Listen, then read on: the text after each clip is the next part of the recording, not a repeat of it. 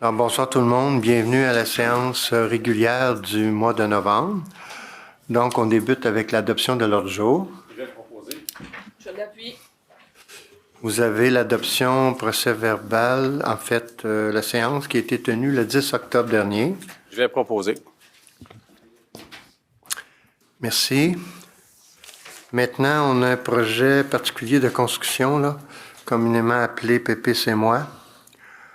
Donc, on a l'adoption d'un premier projet de résolution. Madame Paula? Oui, donc on est au 794 boulevard Arthur Sauvé. C'est un projet de PPC-moi afin d'autoriser finalement certains usages dérogatoires afin d'amener finalement un projet où on réduit énormément les nuisances au niveau du bruit, au niveau de l'esthétisme aussi de cette propriété-là.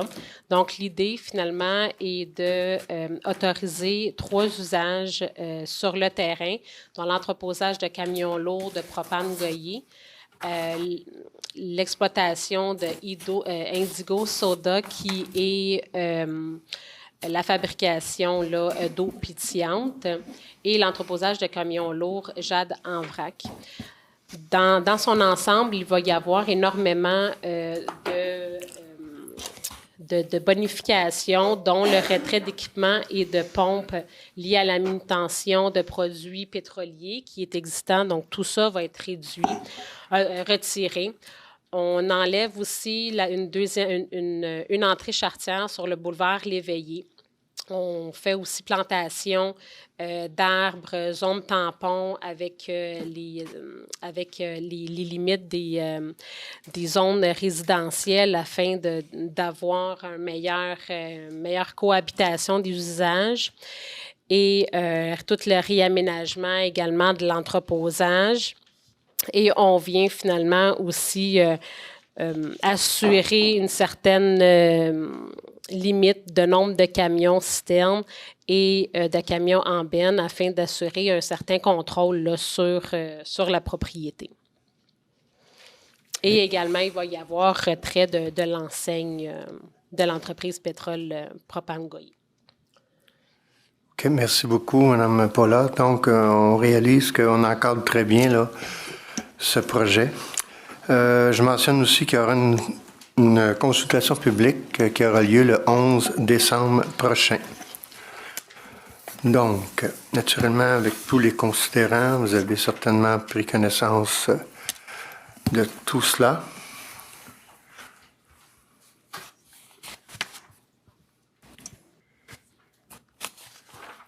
Donc, il va nous falloir, avec les conditions suivantes, là, que ce que Mme Paula mentionnait, là, la superficie du bâtiment, l'ensemble des activités, l'entreposage, le nombre de véhicules et le réservoir d'une capacité maximale de 760 litres ou 200 gallons, la plantation d'une haie, l'entrée charretière donnant sur le boulevard L'Éveillé, que l'enseigne Spoto va annoncer l'entreprise visible du boulevard soit retirée. Comme le disait Mme Paula, l'entreprise ne sera plus là. Donc, naturellement, j'accepte un proposeur à PIA, s'il vous plaît. Oui, M. le maire, je vais en faire la proposition en mentionnant que, bon, c'est dans le secteur du quartier Rivière-Nord, notamment une portion de la rue Primo dont les personnes sont adossées. Et non seulement on régularise pas mal de situations dans tout ce dossier-là avec l'arrivée de l'entreprise Indigo, mais je pourrais dire qu'il y avait une source de forte nuisance qui existait à cet endroit-là, soit la plateforme de remplissage de produits pétroliers adossée aux maisons qui voyait son utilisation à 2-3 heures du matin. Une plateforme de remplissage, c'est en métal. Les tubes qu'ils mettent dans les camions sont en métal et le camion lui-même est en métal. Fait qu'à 3 heures du matin, les gens, j'y comprenais, ils m'envoyaient même des vidéos qu'ils prenaient de leur chambre à coucher pour montrer à quel point c'était désagréable. Donc, on vient d'éliminer cette nuisance-là. On élimine une entrée charretière, je n'aimerais pas tout, mais on élimine une entrée charretière sur le boulevard L'Éveillé qui est extrêmement passant. Et en plus, on On va faire du verdissement avec la plantation d'arbres. Alors, c'est évident que moi, c'est un baume vraiment sur une situation. C'est avec grand plaisir que je propose ce projet particulier de construction-là. Je l'appuie. Merci beaucoup. Maintenant, en consultation et adoption de second projet règlement, le 16-75-406. Madame Paula. Oui, donc on est dans le secteur jardin urbain.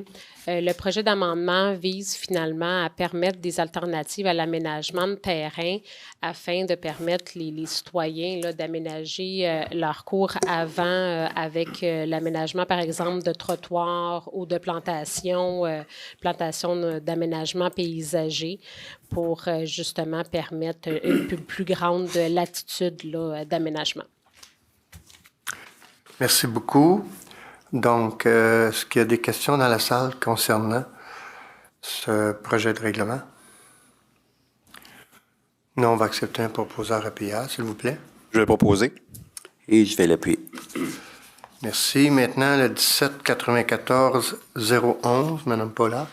Oui, donc on est au règlement relatif aux usages conditionnels, plus particulièrement dans le cas des gîtes, des Airbnb. Donc là, on vient finalement modifier une exigence qui disait auparavant d'avoir l'unanimité de 50 mètres, d'un rayon de 50, d'avoir l'unanimité des propriétaires de 50, dans un rayon de 50 mètres. Maintenant, on vient finalement exiger uniquement l'unanimité des propriétaires et des syndicats de propriété de terrains limitrophes et adjacents. Et avec finalement une copie d'une pièce d'identité valide avec signature pour chaque propriétaire concerné. Et puis, ces copies-là, finalement, doivent être transmises soit au service de l'urbanisme ou au SEM par la poste ou par courriel afin de valider la conformité de afin de valider finalement la conformité de la signature. Merci. Est-ce qu'il y a des questions dans la salle concernant ce 17-94-011? Oui. Oui, Monsieur le maire, j'aurais deux, trois questions concernant ce permis-là, dans le fond. Je me demandais, premièrement, on charge 800 quelques dollars pour ce permis-là à Saint-Eustache. Quand je me suis renseigné à Laval, Boisbriand, Sainte-Marthe-de-Montagne, c'est gratuit. En plus de ça, le délai pour vous, c'est environ 4 mois pour obtenir l'approbation. Tandis que dans les autres villes, c'est 1 mois. Puis, l'autre affaire, c'était sur les signatures. Je me demandais, parce que moi, j'ai des voisins qui parlent philippien. Moi, je ne le parle pas. Je ne pense pas qu'il y ait grand personne qui parle philippien ici. D'expliquer à quelqu'un de même qu'il faut qu'il aille sur Internet, envoyer une copie de signature, ça devient un petit peu compliqué. Ça veut dire que vos 3 questions, c'est le montant, le délai. Le délai. Puis la difficulté, Ouais, quand, des fois peut-être avec quelqu'un, ouais. Qui est comme russe, là, si on OK. veut. Lui, il parle anglais, c'est pas pire, je peux me déprendre, mais philippien, Ouais, c'est pas une langue dans le coin. ouais. Madame Paula, vous, suggestion pour la question du délai, du moins? Là? Bien, le délai, étant donné que... Attendez un petit peu, là. Il faudrait que je regarde, puis je pourrais vous revenir avec plus de précision au niveau vraiment du délai en soi. Là. Je pourrais prendre vos coordonnées puis vous rappeler d'ici la fin de la semaine. OK. Il faut dire que c'est un processus qu'on a recommencé au complet. Là. Oui. Puis, Le 800 $? C'est 850 OK. OK. Dans les autres villes, c'est gratuit. Puis, vu le délai de 4 mois, je me demande, quand il faut renouveler, il faut que tu te prépares comme 4 mois avant. C'est plus aux 2 ans, c'est comme aux 10 années et demie pour l'avoir pour le temps. Là. Ça devient compliqué juste à comprendre. À 4 mois, je suis surpris, moi, là. Bien, c'est à cause de l'obtention d'une résolution du Conseil, là. Oui. C'est à cause de ça qui prend le temps là. Monsieur le maire, si vous permettez, ces 3 choses-là que M. soulève, c'est par notre décision et notre choix de permettre les hébergements touristiques par le biais des usages conditionnels. Alors, nous, c'est un choix qu'on a fait à la ville de Saint-Eustache. Que les autres villes prennent d'autres choix, ça les regarde. Nous, c'est notre choix. C'est notre moyen de bien contrôler la situation. Et les usages conditionnels exigent des délais, exigent des tarifs. Et nous avons mis des conditions qui sont propres à la ville de Saint-Eustache, les signatures, entre autres. C'est bien dommage que votre voisin ne parle que philippin, mais on n'est pas en Philippines ici, on est au Québec. Et ils font leurs commandes, ils font toutes leurs choses normales et quotidiennes. Ils ont sûrement des gens qui les aident. Alors, je pense que ça fait partie de leur quotidien. Mais c'est parce qu'on recourt aux usages conditionnels qu'on a ces situations-là. Et c'est une décision que la ville a prise comme moyen de contrôle. OK. De toute façon, Mme Paula, vous allez communiquer avec monsieur? Oui. Puis, suite à ça, quand j'ai fait la première demande qui a été refusée, ça a l'air qu'il y a d'autres permis qu'il faut avoir par la suite. Je ne sais pas, là, mais ça devient permis par-dessus permis. Ça a l'air qu'il faut que tu aies un permis d'exploitation après avoir eu le permis de l'urbanisme, puis après avoir... Regardez, là. Je ne sais pas. Mme Paula? Oui, je vais tout vous donner les informations. Normalement, c'est juste un certificat d'occupation que vous devez obtenir. OK, c'est bon.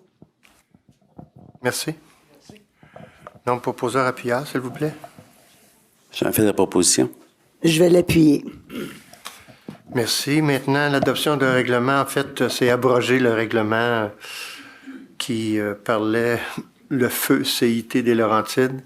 Madame Boileau, ici à ma gauche, avait remarqué que ce règlement traînait, étant donné qu'on est maintenant sous EXO.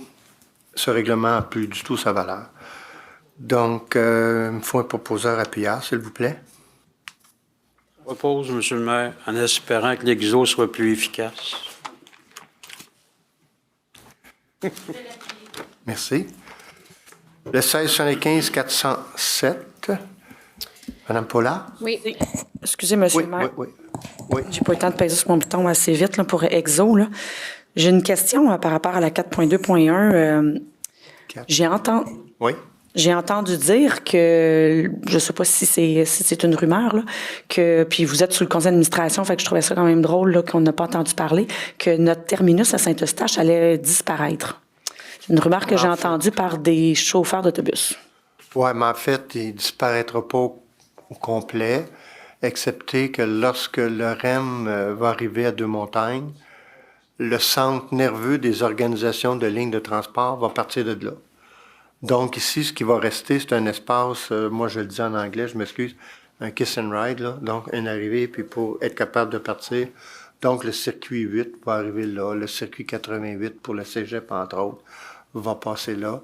Donc, où on est installé présentement, ça va rester là, ça. Ça va pas disparaître, là. Une partie va rester, une partie va disparaître. Ah oui? Oui. Et la ville, de toute façon, les discussions qu'on a eues avec EXO, pour pas qu'il arrive n'importe quoi là, on a déjà manifesté notre intérêt de s'emporter acquéreur de la partie qui n'aura plus de besoin. J'essaie de comprendre comment, avec l'achalandage qu'on a, puis avec notre plan de mobilité urbaine, puis qu'on encourage le transport en commun, comment est-ce qu'on peut laisser partir notre terminus? Ben, c'est un peu, de toute façon, c'est pas qu'on le laisse partir, c'est un peu, si vous voulez, comme si c'était un plus gros arrêt qu'il va avoir chez nous, ou le circuit, par exemple, qui va à Montmorency, il va s'être organisé à partir du REM. Il va passer chez nous, il va prendre les gens comme avant, excepté qu'ils n'auront plus besoin de tout cet espace-là. C'est certain, parce que les autobus vont se suivre là, selon leur circuit, un derrière l'autre pour embarquer les gens. Donc, ils n'auront pas besoin de tout cet espace-là pour eux, là, EXO, là. Et nous, on a dit, garde, on ne veut pas qu'arrive n'importe quoi. On aimerait s'emporter acquéreur de cet espace-là. Est-ce qu'on va avoir droit de voir à quoi ça va ressembler quand on va avoir une idée? À un moment donné, ils sont censés nous présenter des plans. On n'a rien vu encore. La seule chose qu'on a vue sur papier, même pas en plan, c'est l'organisation, si vous voulez, du centre nerveux de transport pour les autobus qui va partir du REM de Deux-Montagnes. Parce que dans la loi, l'obligation pour les sociétés de transport, bon, EXO, c'est un opérateur, tout ce qui arrive par le REM ou qui peut partir par le REM, on a l'obligation de fournir le transport de tous nos circuits à cet endroit-là. Fait que c'est pour ça toute cette réorganisation-là. OK. J'ai assisté à la consultation publique, puis j'ai pas entendu parler de ça. C'est pour ça que j'étais surprise qu'on me parle de ça. Puis d'autant plus que vous êtes Parce qu'Exo le CA. Exo sont pas encore prêts à présenter ça, là. Mais... OK. On peut peut s'attendre à combien de temps? Est-ce qu'ils ont donné une idée, un délai? Bien, écoutez, si le REM se réalise vraiment pour le mois de décembre 2024, je dis si, parce qu'à date, chaque REM, il y a toujours eu une extension de temps. C'est certain qu'il faut qu'ils s'organisent pour que ce soit en fonction à partir de Deux-Montagnes, décembre 2024. Puis par la suite, mais les transactions pourront se faire, puis l'organisation, parce que ça va nécessiter une transformation des lieux physiques là, pour avoir l'espèce d'entrée-sortie qui serait à partir d'Arthur Sauvé, là. Et après ça, pour définir l'espace dont ils ont plus besoin. Mais c'est sûr qu'il va falloir qu'ils nous présentent un plan. Est-ce que nous, le Conseil, on a notre mot à dire là-dedans ou on n'a pas notre mot à dire? Ah non, malheureusement. Non? Même moi, là. C'est des opérations, puis ça ne leur sert plus à rien de maintenir ça, là. Parce que ça coûte entretenir. Mais au moins, nous, on veut se porter acquéreur de le plus grand espace possible parce que ça pourrait être très utile pour nous. Merci. Bon, on était au 1675 407, Madame Paula. Oui. Ça, c'est un projet d'amendement concernant de permettre les chauffe-eau de piscine, thermopompes, appareils, climatisation et tout autre équipement qui soit autorisé à une distance minimale de 0,5 mètres des marges latérales. En date d'aujourd'hui, on parle de 3 mètres ou de 0 mètre si le mur voisin est un mur aveugle. Donc, on vient finalement là, retirer ces normes-là afin de ne pas être, disons, un peu dépendant du mur voisin là, pour rendre, par exemple, une thermopompe non conforme. Donc, on vient rendre le tout standard en disant 0,5 mètre des marges latérales. Merci. Donc, je donne avis de motion et il y aura une séance de consultation le 11 décembre prochain. Donc, proposeur appuyard? Je vais le proposer. Je vais l'appuyer. Maintenant, Mme Paula, le 1675 408. Oui, on est dans le secteur Albatros. Donc, le projet vise à autoriser uniquement un arbre par terrain contigu. Donc, en date d'aujourd'hui, on exige un arbre en avant et en arrière pour les terrains uniquement qui sont contigus, donc les maisons de ville, dû à leur terrain, leur terrain restreint. L'aménagement de 2 arbres était assez imposant. Donc, l'idée, c'est juste s'assurer d'avoir un arbre par terrain. Donc, le propriétaire pourra l'installer soit en avant ou en cour arrière de sa propriété. Merci beaucoup. Donc, je donne avis de motion et là aussi, consultation le 11 décembre prochain. Proposeur appuyard. Je propose, M. le maire. Et je vais l'appuyer. Merci. Maintenant, avis de motion aussi, dépôt de projet de règlement le 1776 017. Donc, ça concerne la paix publique, le bon ordre et certaines nuisances. Donc, on ajoute le directeur du service des travaux publics à titre de responsable de l'application du règlement, tout simplement. Donc, conformément à la loi des cités et villes, on dépose ce projet de règlement. Ensuite, vous avez aussi avis de motion pour le 1830-016. C'est à chaque année, à cette période-ci de l'année, là, on modifie le règlement 1830 là, pour la tarification de certains services municipaux, ce qui suivra naturellement pour le budget qui sera adopté en décembre. Donc, conformément à la loi des cités et villes, je dépose le projet de règlement. On a maintenant le 1957-003. Donc, on précise les modalités afférentes à l'interdiction de stationnement et prévoir une amende en cas de contravention. Donc, ça, c'est notre règlement sur la circulation. Encore là, on donne avis de motion conformément à la loi des cités et villes. le projet est déposé. On a le 1968, c'est le règlement de contrôle intérimaire. Donc, là aussi, là, il y a, conformément à la loi des cités et villes, le projet est déposé et on donne avis de motion. Maintenant, le règlement 1969. C'est des règlements qui sont présentés là, préalablement à l'adoption du budget en décembre. Donc, le 1969, c'est 1 673 500 pour la réfection et travaux d'installation, réfection d'infrastructures, eau potable, eau usée. La réfection des ouvrages, traitement des eaux usées, de l'eau potable, donc, c'est le règlement 1969. Et conformément à la loi sur les cités et villes, je dépose le projet de règlement. La même chose pour le prochain, qui est le 1970, qui est chiffré à 9 20 300 pour toutes sortes de travaux pour la ville pour l'an prochain. Et là aussi, c'est un avis de motion. Et conformément à la loi des cités et villes, je dépose le projet de règlement. Je répète ça souvent, la loi des cités et villes, mais à chaque règlement, je me dois de le faire pour bien suivre la loi. Vous avez le 1971, qui est aussi un autre règlement pour les infrastructures. Ça concerne spécifiquement la réfection sur une partie du boulevard industriel au montant de 4 200 000. Dans ce dossier-là, on verra le résultat des soumissions. Si on fait les 2 dernières phases ou on en fait juste une, ce sera à suivre. Et ça aussi, conformément à la loi sur les cités et villes, je dépose le projet de règlement. Maintenant, on arrive au dossier du maire. Bon, je vais prendre mon petit document.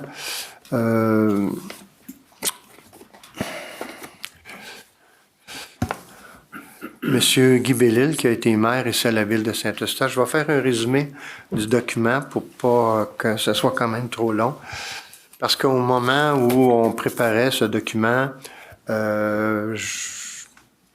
j'ai eu par la suite, entre-temps, invitation de la famille à présenter M. Bellil lors de la cérémonie religieuse là, pour son décès.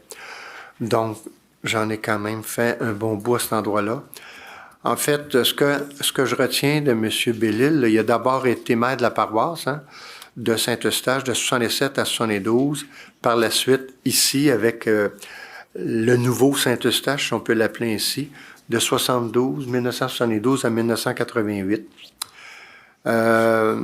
C'est sûr que cette fusion-là, c'est un moment très important pour l'évolution de Saint-Eustache. Et c'est un événement qui marque l'histoire de Saint-Eustache. Je sais qu'il a travaillé très fort et je l'avais mentionné à l'église aussi, avec son collègue, son comparse, en fait, M. Jean-Paul Paquette. Donc, une grosse année de travail, négociation pour y parvenir. Et on pouvait voir en M. Bellil quand même quelqu'un d'habile, bon négociateur, qui a amené des solutions pour favoriser un mariage harmonieux au bénéfice de tous. Pour réussir une telle fusion, je pense que c'était drôlement important d'écouter tous et chacun qui est impliqué de part et d'autre pour réussir à faire avoir un bon résultat. C'est sûr que le reste appartient à l'histoire, c'est qui lui a donné raison. À partir de ce moment-là, Saint-Eustache s'est développé, il devenait un pôle institutionnel, économique, culturel d'importance qui est aujourd'hui dans les Basses-Laurentides. Je veux dire, on peut dire que cette fusion était le début du Saint-Eustache d'aujourd'hui. C'est-à-dire que oui, il y a eu des étapes par la suite, il y a eu d'autres maires après M. Bellil, mais c'était le début d'une nouvelle ville. Donc, ce qui est important aussi, on me dit que la population, moi je pensais que c'était un petit peu plus bas, là, mais c'était peut-être juste sur la partie de la ville. La population, au moment que la fusion a été faite, elle a monté à 17 000 personnes. Parce que moi, je suis arrivé à Saint-Eustache à peu près à ça, là, début 72, puis avant que la fusion se règle, puis on était peut-être Saint-Eustache aux alentours de 12-13 000. Oui, il y a eu une forte croissance à ce moment-là où la population avait carrément doublé au moment où M. Bellil a quitté ses fonctions de maire en 1988. Il a assuré le développement de cette ville-là parce que sous sa gouverne, l'offre de services aux citoyens s'est considérablement développée et diversifiée, que ce soit les infrastructures en loisirs, culture et, bien sûr, la première bibliothèque publique. Et c'est pour ça, lorsqu'on a fait l'autre bibliothèque, il était très naturel de nommer cette bibliothèque-là Guy Bellil. Et il en avait été, en tout cas, il avait été très fier de ce qui avait été fait à ce moment-là. C'est un travail infatigable. Deux passions, naturellement, la politique, le notariat. À part sa famille, mais on a appris des belles choses quand même à l'Église, les enfants, dire que leur père, malgré ses occupations, était présent avec la famille, aimait beaucoup les rassemblements là, de tous ses enfants, puis avec sœurs, avec frères en tout cas, et il aimait recevoir. Et son épouse de l'époque participait grandement à ces événements familiaux. C'est sûr que comme notaire, il y a beaucoup de gens de Saint-Eustache qui ont certainement passé par son étude, qui l'ont connu là. Il a eu le privilège d'être témoin de moments importants dans la vie de concitoyennes, concitoyens, parce que, bon, oui, le prix des maisons n'était pas le même qu'aujourd'hui, mais même à ce moment-là, tout est relatif. Quand les gens, j'imagine, signaient leur premier achat, pour la plupart, c'est un moment important là, dans la vie d'une famille, d'un couple. Une signature d'un immeuble qui, en fait, devient leur patrimoine. C'était quelqu'un qui comptait pas son temps, ni sa peine, qui était très, très présent pour faire avancer tous les dossiers. À l'âge de 76 ans, il a commencé à déléguer plusieurs dossiers, à réduire ses semaines de travail de 5, 4, 3 jours par semaine. Et bon, il y a une de ses filles, Marie-France, qui, elle, était avec lui côté bureau de notaire. Il croyait qu'il était pour se reposer une fois à la retraite, mais sa nature altruiste l'a vite rattrapé.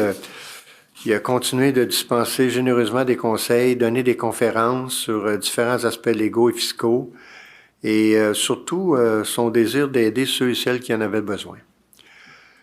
C'était sa manière pour lui là, de donner au suivant, parce qu'il s'estimait privilégié d'avoir reçu tant de la vie en dépit des épreuves qu'il a traversées comme tous et chacun. Comme l'a déjà dit quelqu'un, le fil conducteur de la vie de M. Bellil était clairement tracé sous le signe de la justice et du bien. Son engagement envers les autres, il date de très loin dans le temps, car dès son jeune âge, il voulait déjà être celui qui serait capable d'aider les familles en les conseillant et devenir le trait d'union entre les parents, les enfants et les petits-enfants, une sorte d'arbitre et d'entremetteur bienveillant. Puis là-dessus, sa sœur à l'église nous a conté plein de trucs, là.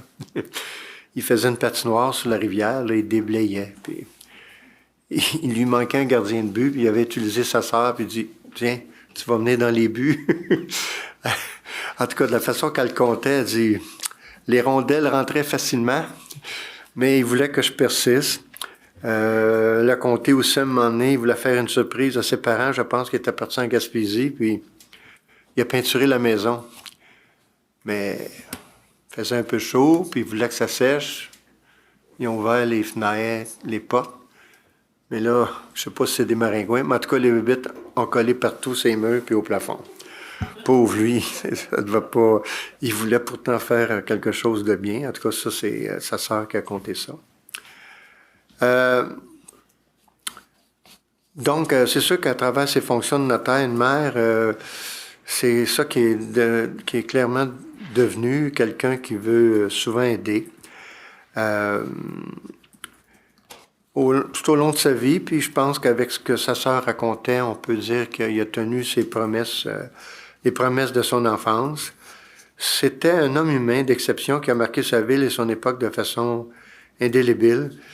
Il laisse aux concitoyens et concitoyennes un legs immense. C'est avec émotion et reconnaissance que tous les Utachois et Utachoises se souviendront de lui. Puis moi, je peux vous dire que j'ai été chanceux quand même. Puis je l'ai dit l'autre jour à l'église, je voulais pas que ça ait une connotation trop politique, mais il reste que en l'an 2000, c'était Claude Carignan qui était le chef, qui se présentait au poste de mairie. Et M. Bellil l'avait appuyé publiquement, avec un témoignage aussi, l'équipe de Claude. C'est sûr que ça pouvait certainement faire une différence parce que c'est un peu comme si M. Bellil disait à la population « Tiens, je vous présente M. Claude Carignan, vous pouvez lui faire confiance et l'appuyer. » Donc ça l'a lancé le début d'un temps nouveau. Et puis, il l'a fait avec cœur quand il l'a fait cette fois-là parce que il était convaincu. Donc, au nom de l'ensemble des Utachois et Utachoises, nous tenons à adresser à nouveau nos plus sincères sympathies aux membres de la famille, à tous les proches de M. Bellil. Et j'aimerais, en témoignage de respect et d'affection, que nous puissions observer une minute de silence en sa mémoire.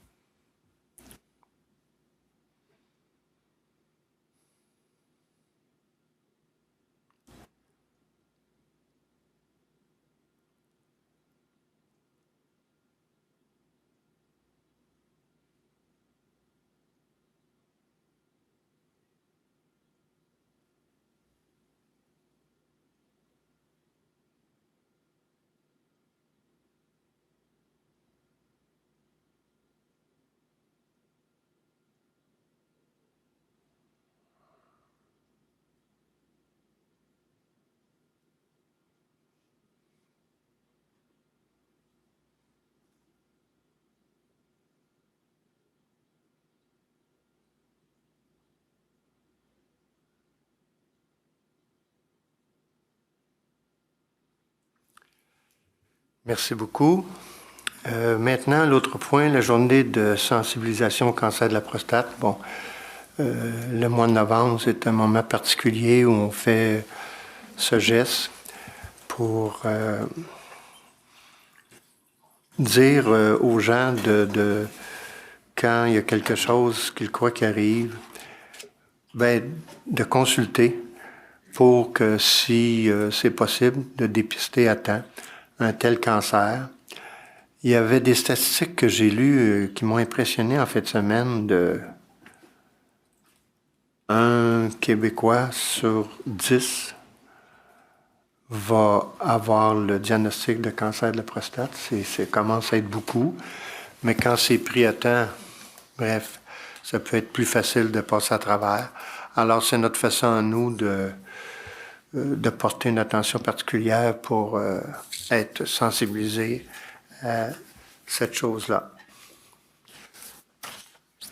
Donc, il y a 6400 Québécois qui vont recevoir un diagnostic de cancer de la prostate et qu'environ 950 mourront de cette maladie. Considérant aussi qu'en moyenne, 18 Québécois par jour recevront un diagnostic de cancer de la prostate, c'est beaucoup, là, 18 par jour. Considérant que Procure est le seul organisme de bienfaisance au Québec entièrement consacré à la lutte contre le cancer de la prostate par la recherche, la sensibilisation, l'information et le soutien que les fonds amassés sont investis au Québec, considérant l'importance de sensibiliser la population de la ville de Saint-Eustache au dépistage du cancer de la prostate, considérant que la campagne de financement Novembre de Procure offre l'occasion de porter le nœud papillon pendant tout le mois de novembre et plus particulièrement la journée du 19 novembre. En conséquence, sur proposition de et appuyé par, il est à l'unanimité des voix exprimées et résolu que le conseil municipal de la ville de Saint-Eustache déclare le 19 novembre, qui sera samedi prochain, comme la journée de la ville de Saint-Eustache de la sensibilisation au cancer de la prostate novembre. Donc, ça me fait plaisir de le proposer si vous voulez accepter que ce soit unanime, si ça vous va. Merci. Ensuite, une très belle nouvelle, vous l'avez peut-être vu là, sur notre site, où je pense qu'il y a quelque chose qui est paru dans l'éveil. C'est le prix international pour la bibliothèque Guy Bellil. Donc, je suis très heureux et très fier de souligner ce soir que la bibliothèque Guy Bellil s'est distinguée tout récemment à l'international en remportant un prestigieux prix pour l'ensemble de son offre à la population. En effet, le 11 octobre dernier, à la Bibliothèque nationale de France, à Paris, la Bibliothèque Guy Bellil s'est vue octroyer le prix La Bibliothèque francophone hors France, du Grand Prix Livre Hebdo des bibliothèques. Le jury a été charmé par plusieurs aspects de la Bibliothèque Guy Bellil, dont l'architecture de son bâtiment et son nombre d'abonnés, qui se chiffre à 51% de sa population, comparativement à 37% pour les villes et municipalités environnantes. Mais c'est avant tout la diversité et la quantité d'activités offertes à la population qui a particulièrement retenu l'attention du jury, parmi lesquelles notons Mon bus à lire, les festivités du 10e anniversaire de la bibliothèque en septembre 2022, les rencontres littéraires estivales ainsi que la programmation interculturelle et inclusive. Tout ceci a su convaincre le jury que la bibliothèque Guy Bellil est actuelle, active et bien à l'affût des besoins de sa clientèle. Depuis des années, les membres de la Commission du développement des arts de la culture et l'équipe de la bibliothèque travaillent en concert afin de faire de cette institution un lieu culturel incontournable. Et grâce aux services offerts hors de ses murs, nous sommes désormais en mesure d'atteindre des publics qui, pour différentes raisons, ne pouvaient fréquenter la bibliothèque. Ce prix vient reconnaître nos efforts pour rendre la culture toujours plus accessible à l'ensemble des citoyens et citoyennes et nous encourage doublement à poursuivre dans cette voie. Nous sommes extrêmement fiers de cette magnifique reconnaissance pour la Ville qui vient récompenser des années d'innovation et de créativité au service des usagers de la bibliothèque. Je tiens à remercier la formidable équipe des employés de la bibliothèque de constamment hausser le niveau et la diversité des services offerts au bénéfice de toutes les tranches de la population. Monsieur Tessier et moi avons eu l'occasion de pouvoir prendre une photo avec tous les employés et je peux vous dire que la fierté des employés pour ce prix, l'équipe d'employés était solide. Mais quand une chose comme ça arrive, tu sais, puis bon, ils sont payés pour faire le travail, mais quand une chose comme ça arrive, là, c'est une récompense, en tout cas, la fierté, les sourires, les yeux joyeux. En tout cas, les gens étaient vraiment, vraiment heureux de ce prix. Pris le temps d'écrire à tous les employés une lettre pour les féliciter. Puis M. Tessier il a amené ce soir. Elle arrive de France. On est super fiers.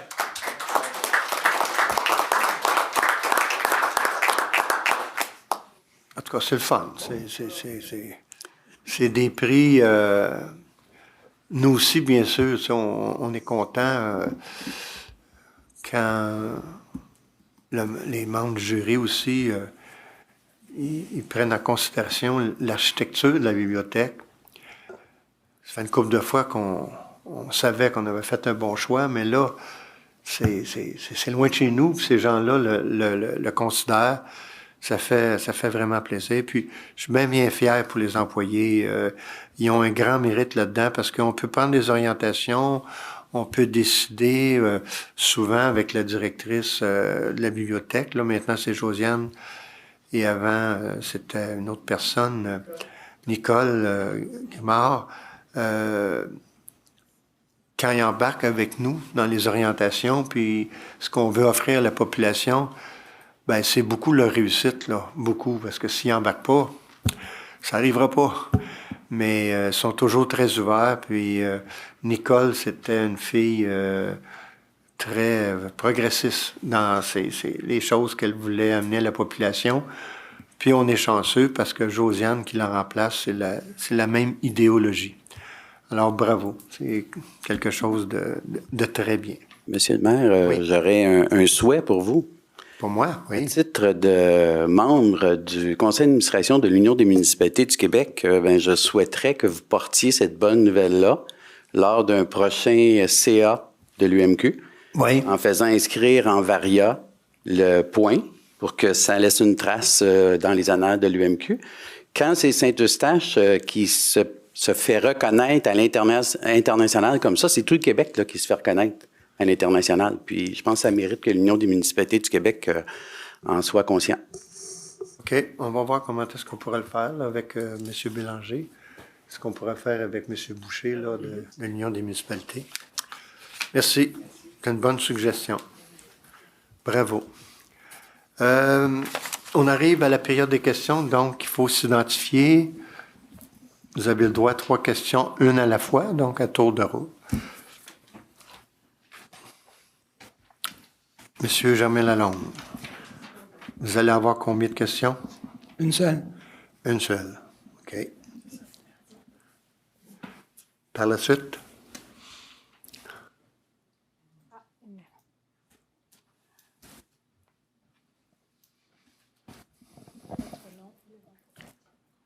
Je vais avoir 3 questions, puis mon nom, c'est confidentiel. Non, il faut absolument donner votre nom, parce que vous n'aurez pas le droit à la période de questions. J'ai pas lu cette information-là nulle part. Là. Ben moi, Je Pardon? suis citoyen de Saint-Eustache. Non. Moi, je m'excuse, il me faut votre nom, monsieur. Je ne veux pas savoir où vous demeurez à Saint-Eustache. Puis même si vous resteriez à Deux-Montagnes, puis vous venez poser une question au conseil, Quand je communique avec vous, vous répondez pas que je m'appelle... Regardez bien. Je vais vous nommer mon prénom. Et puis, Non, regardez, je vais vous expliquer c'est quoi ici. À la Ville, on a un règlement de fonctionnement qui porte le numéro 1895. Et au début de la période de questions, le président de la séance, ça peut être moi ou une autre personne qui serait président de la séance, invite les personnes ayant une question formulée à s'identifier, à faire savoir s'ils désirent poser dans un premier temps 1, 2 ou 3 questions aux membres du conseil. Ensuite, vous pouvez, les personnes, poser la première question et vous avez...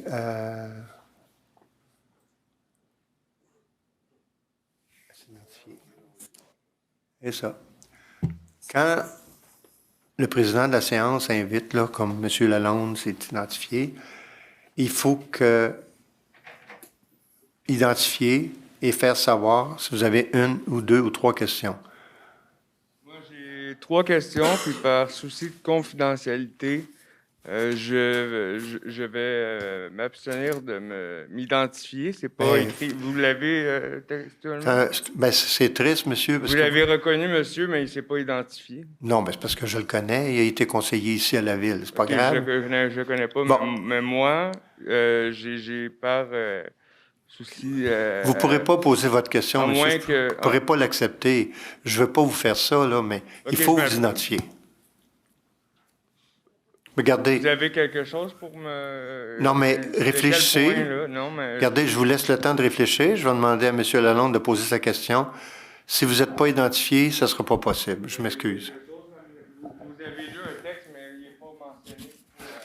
Ben oui, c'est le règlement 1895. Là. Mme la greffière, elle ne me montrerait pas ça pour le fun. Là. C'est vrai.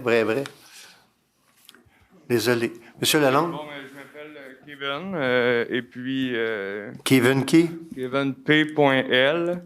Et puis, c'est ça. J'ai 3 questions à vous poser. Kevin P.L. Oui. C'est sur mon OK, mais P.L, ça veut dire quoi, ça, comme nom de famille? P. Lemay. Parfait. Je vais revenir à vous après, monsieur. Je vais commencer avec M. Lalonde. M. Lalonde? Ben, le micro s'en vient, là, ou je sais pas, c'est bon, là. OK. Ça, je me reconnais. Bonsoir, monsieur le maire. Donc, étant donné que c'est la période de questions, je vais commencer par une question. Vous me voyez venir. Est-ce que vous saviez que cette année, la Guignolier va avoir lieu le samedi 2 décembre? Ah oui? Eh bien, merci. Donc, je vous invite évidemment à participer. J'invite tous les citoyens de Saint-Eustache à participer à la Guignolée. donc des chevaliers de colon. Comme vous le savez, effectivement, donc, il y a des affiches qui vont être distribuées un peu partout Oui. dans les commerces cette année. Et j'ai invité évidemment tous les conseillers municipaux à distribuer un genre de feuillet dans toutes les Oui, résidences. quand je suis arrivé chez moi hier, c'était dans ma boîte aux lettres. Mais vous êtes resté ce dans matin, un très ce bon matin, quartier parce que ça a été la première association de quartier qui m'a appelé pour demander rapidement d'avoir les feuillets. Je remercie effectivement les associations de quartier qui participent avec nous pour la remise de ces feuillets dans toutes les résidences, compte tenu que depuis la pandémie, évidemment, on fait peu le déploiement dans toutes les rues de Saint-Eustache. On invite plutôt les citoyens à venir porter les denrées à 9 points de chute qui sont identifiés, donc pour être annoncés. Et le fait de la contribution des associations de quartier est très, très intéressant parce que ça nous permet effectivement de rejoindre toute la majorité de la population pour les inviter à venir donner des denrées. Il faut dire que l'année dernière, on a distribué à 540 familles des paniers. Ben, ma question dans mon esprit, est-ce que vous croyez que la demande va être encore plus... On s'attend beaucoup d'appels. Il y a beaucoup d'appels téléphoniques qui commencent à rentrer déjà. On est 2 semaines avant le début des inscriptions et chez nous encore, là, à la salle, déjà, on reçoit énormément de demandes. Et on sait très bien aussi que sur le territoire, Moisson-Laurentide fait aussi des levées de fonds et demande des denrées. Donc, effectivement, la demande est très forte aussi. OK. Nous, en tout cas, on va aussi faire notre effort, bien sûr. J'en profite pour dire que le cocktail du maire sera jeudi le 7 décembre. Ça, justement pour... Ça, je l'ignorais. Justement, mais les lettres sont parties aujourd'hui. Ça, c'est forme de question, monsieur. Oui, justement pour venir aider là, la guignolée, bien sûr, là, parce que moi aussi, j'avais, en tout cas, ce que je vois dans les statistiques ailleurs, là, la demande, elle est très forte cette année.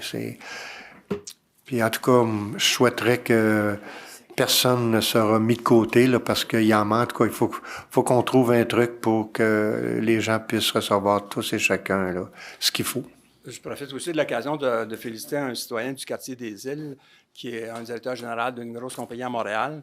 Oui, c'est vrai. Qui nous a contactés. Puis, effectivement, la semaine dernière, une trentaine de personnes, de bénévoles, sont allés faire 525 boîtes de produits congelés. Donc, qui seront distribués. Donc, la journée du 13 décembre, là, quand on va distribuer les paniers aux familles, évidemment, bien, c'est un camion citerne, pas citerne, mais réfrigéré qui viendra s'installer au stationnement là, de la salle sur la rue Saint-Nicolas pour la distribution.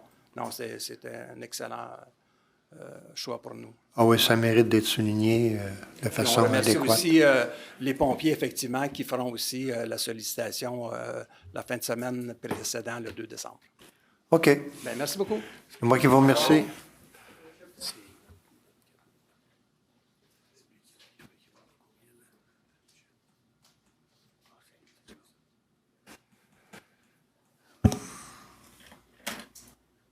Monsieur Lemay, première question.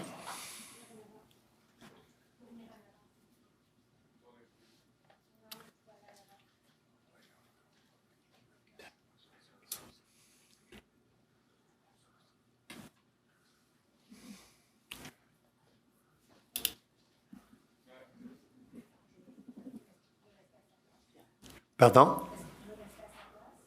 Ben, s'il y a un micro...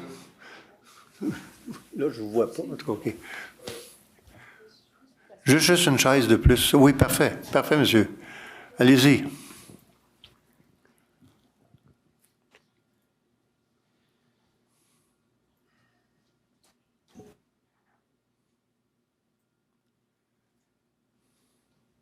Moi, je vous explique, depuis octobre 2022, je suis en situation précaire. J'ai téléphoné à la ville de Saint-Eustache pour mentionner ma situation. Et la ville de Saint-Eustache, pour faire chose simple, m'a mentionné qu'elle allait m'aider une fois que j'allais être à la rue. Alors, j'ai trouvé ça un peu particulier. Je dois vous Puis... moi aussi, je trouve ça particulier parce que... J'ai plusieurs échanges de courriels, je vous les enverrai. Je ne sais pas qui serait permis de vous dire ça, là. Ouais. honnêtement. Là. Parce que je Monsieur les ai vus. Martin Lamontagne, pour OK. pas le nommer. Donc, c'est la personne ressource qui communique par Ouais. courriel, là, plusieurs échanges. J'ai même communiqué avec la conseillère Isabelle Mattioli à ce sujet. Et puis, moi, ce que j'ai eu comme information, c'était ça. Et malheureusement, à Saint-Eustache, pour les hommes, il n'y a pas d'organisme disponible pour nous accueillir si on a des enfants ou une situation qui peut nous arriver et qu'on veut quitter le domicile rapidement. Eh bien, il y a pas de... C'est certainement pour ça que là, dans les journaux, il y a beaucoup malheureusement, de féminicides, puisque les hommes, eux, s'ils veulent quitter le domicile, ben, ils n'ont pas d'endroit. J'ai été me référer au poste de quartier. Poste de quartier, ils ont ri de moi et j'ai été laissé à moi-même. Je suis retourné chez moi, les bras tombés comme ça. Il y a des organismes, certes, là, merci aux organismes de Saint-Eustache, mais mon but, c'était pas d'aller faire des muffins. Hein. C'était de me trouver un endroit où loger. Et l'organisme appelle avec M. Gilbert sur... lui, jamais retourné aucun appel depuis octobre 2022. Et vous pouvez me dire que vous êtes étonné. Mais je vous le souligne, j'ai téléphoné avant. Ouais. Il était sur le conseil Ben, je vous crois. d'administration là, Ouais. de la bâtisse qu'ils ont construit là, pour... Mais je vous crois, M. Lemay. Nous, on n'a pas juridiction sur M. Serge Gilbert. Ben, c'est pas un vous octroyez pas des... Ben, il y a des échanges pour certains dossiers qui peuvent être faits avec lui, mais on lui dicte pas sa conduite. Là. C'est un organisme indépendant de la ville. Là. Moi, M. Lamontagne, sous toute réserve, il n'a pas arrêté de me référer à cette personne-là. Et cette personne-là me dit, écoute, j'ai quelqu'un qui est mort sur la rue Chénier. Rappelle-moi, on va se rappeler lundi, puis je vais avoir une place pour toi. Alors, vous entendrez que j'étais très content. Puis, depuis ce temps-là, j'ai pas eu aucune nouvelle de sa part. Là, moi, j'ai fait énormément de recherches. J'ai été sur le site de la SHQ, communiqué avec eux plusieurs fois. Malheureusement, la MRC de Montagne, ben, vous faites pas affaire avec la SHQ. Ce qu'on me dit encore la semaine dernière par courriel. J'ai été très étonné avec une grande MRC, là. Puis vous êtes sur... oui, mais je vais replacer les choses, M. Kevin. On a, dans notre région, avant, c'était des offices municipaux d'habitation, se sont regroupés ensemble pour devenir un office régional d'habitation. La MRC, pas elle qui est en lien direct avec la SHQ, c'est l'organisme qui l'est, là. Je ne sais pas si on a pris le temps de vous expliquer ça. Oui, tout ça. OK, c'est l'organisme, c'est pas la MRC, là. Mais là, la Ville, je ne veux pas vous dégager de responsabilité, là. Je veux juste... il y a un volet qui s'appelle le volet numéro 1 à la SHQ qui, quand une personne, un citoyen, dit à la Ville « j'ai besoin d'aide », la Ville peut demander des fonds si l'OMH ou l'ORH, appelez-la comme vous voulez, fait pas de demande à ma place. La Ville se doit de communiquer avec eux pour faire une demande et de mentionner... Moi, j'ai dit que j'étais en situation précaire, que j'avais 2000 $ de loyer à payer, père monoparental, je suis handicapé... tout ça à la Ville, là, et ça n'a pas été pris en considération. Plusieurs fois, on me dit, on va pas chercher un appartement pour toi, c'est pas notre job. OK, c'est correct, c'est pas votre job, mais est-ce que vous pouvez faire le lien ou le pont entre la Ville puis la SHQ? Et jamais ça a été fait. J'ai demandé j'ai pris une photo. Moi, le 1er juillet, tout mon stock est sur la rue des Camélias. D'ailleurs, je sais pas qui et le conseiller de... Monsieur Moi, Roy. j'ai tenté de communiquer Monsieur plusieurs Yves fois, Roy. par courriel. Je n'ai jamais eu de retour. Merci. Sur la rue des Camélias. Alors, j'ai des photos que j'ai prises le 1er juillet où que j'ai mis tout mon stock sur le gazon. Puis je vais envoyer une facture là, sous peu là, à la ville. J'ai demandé d'avoir l'entreposage d'urgence qui se fait dans les villes avoisinantes, à Montréal, à Laval, à d'autres villes. Ça n'a pas été fait. J'ai communiqué avec M. Lamontagne le 1er juillet, le 30 juin. On m'a dit encore, il faut que tu sois à la rue pour qu'on puisse t'aider. Donc là, une fois à la rue, je communique avec lui, qui lui m'a mis en communication avec l'ORH de Montagne. Puisque j'ai 2 enfants, en tout cas, il y a des situations particulières, je ne veux pas rentrer dans les détails de ça n'a pas fonctionné à ce niveau-là. Moi, où j'avais besoin que normalement, je ne serais pas supposé venir comme brimer mon identité devant tout le monde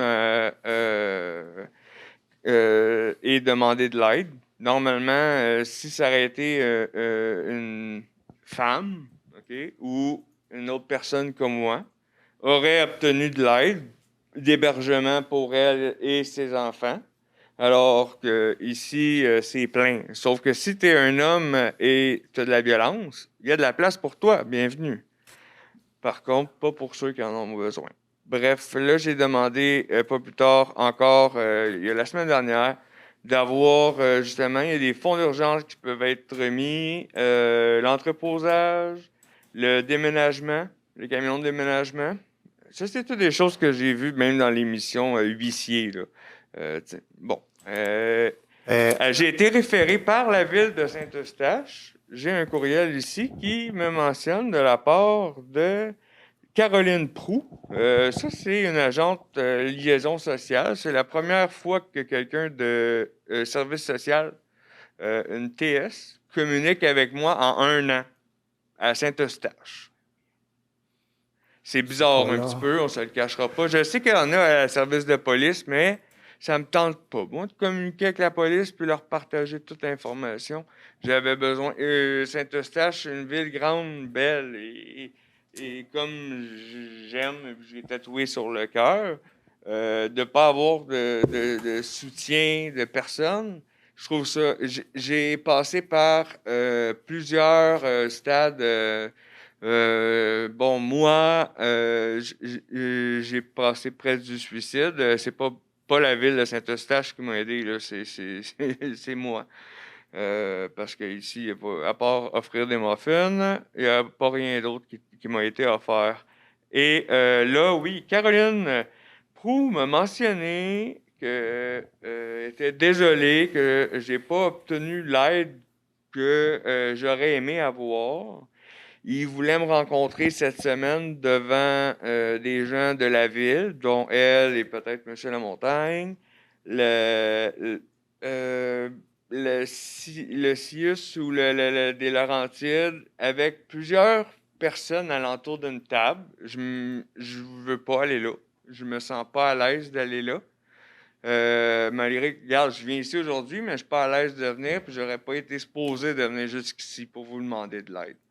Là, je suis là, c'est malheureux. Les gens entendront mon histoire. Ça va peut-être faire avancer les choses, les malgré les malgrés. Je vais vous arrêter une seconde. Non, parce que sinon je vais perdre le fil. J'ai terminé très, très bientôt. D'accord. J'ai été référé de communiquer avec la belle ville de Laval, notre ville voisine, qui, eux, ont des services qui vont pouvoir m'aider, comme travailleur social, de communiquer avec eux, l'ORH, les habitations de Laval. Ils ont un soutien, eux, elle m'a même donné le numéro de téléphone, puis qu'ils pourraient transférer mon dossier là-bas. Me déménager, après 1 an, là, me dire que finalement, Laval, ils pourraient m'aider. Là, c'est peut-être dû au fait que vous restez chez votre mère présentement, qui est à Laval. Là. Je ne sais pas si c'est ça le lien, là. J'ai même pas dit que je demeurais à Laval chez ma Oui, mère. mais Comment vous le savez? parce que M. Lamontagne Ah! Bon, ben, m'a vous voyez informé. comme je communique, je C'est tente de normal. communiquer avec vous. puis Parce que vous quand vous communiquez avez envoyé votre dernier courriel, bon, il y avait toutes sortes de personnes là, qui étaient en copie conforme là, dans le courriel. Il y a aussi des élus du conseil qui étaient en copie conforme. Et puis, de façon à huis clos, très discrètement, jeudi passé, avant qu'on fasse la préparation du conseil, parce qu'on se réunit avant là, pour faire la préparation du conseil, il y a eu présentation de M. Michel Lamontagne sur ce que vous aviez mentionné dans votre courriel. Puis je trouvais important que les élus, parce que vous étiez adressé à des élus, aient toute l'information. Moi, là, quand vous avez communiqué déjà avec nous, moi, j'ai toujours fait le lien avec M. Lamontagne, c'est lui qui est le responsable du service du développement communautaire, pour voir si tout était respecté pour aider dans votre situation. Parce que la ville comme telle, nous, on n'a pas de logement qui nous appartient, là. Donc, soit qu'on fasse affaire avec l'ORH, ou soit comme les gens là, qui voulaient asseoir autour d'une table pour vous aider, puissent trouver une solution. C'est ça qu'on peut faire. C'est là qu'est notre rôle. Non, je m'excuse, vous auriez pu vous aller demander, faire l'intermédiaire pour aller au volet numéro 1 auquel j'ai droit. OK? Puis ça n'a pas été fait.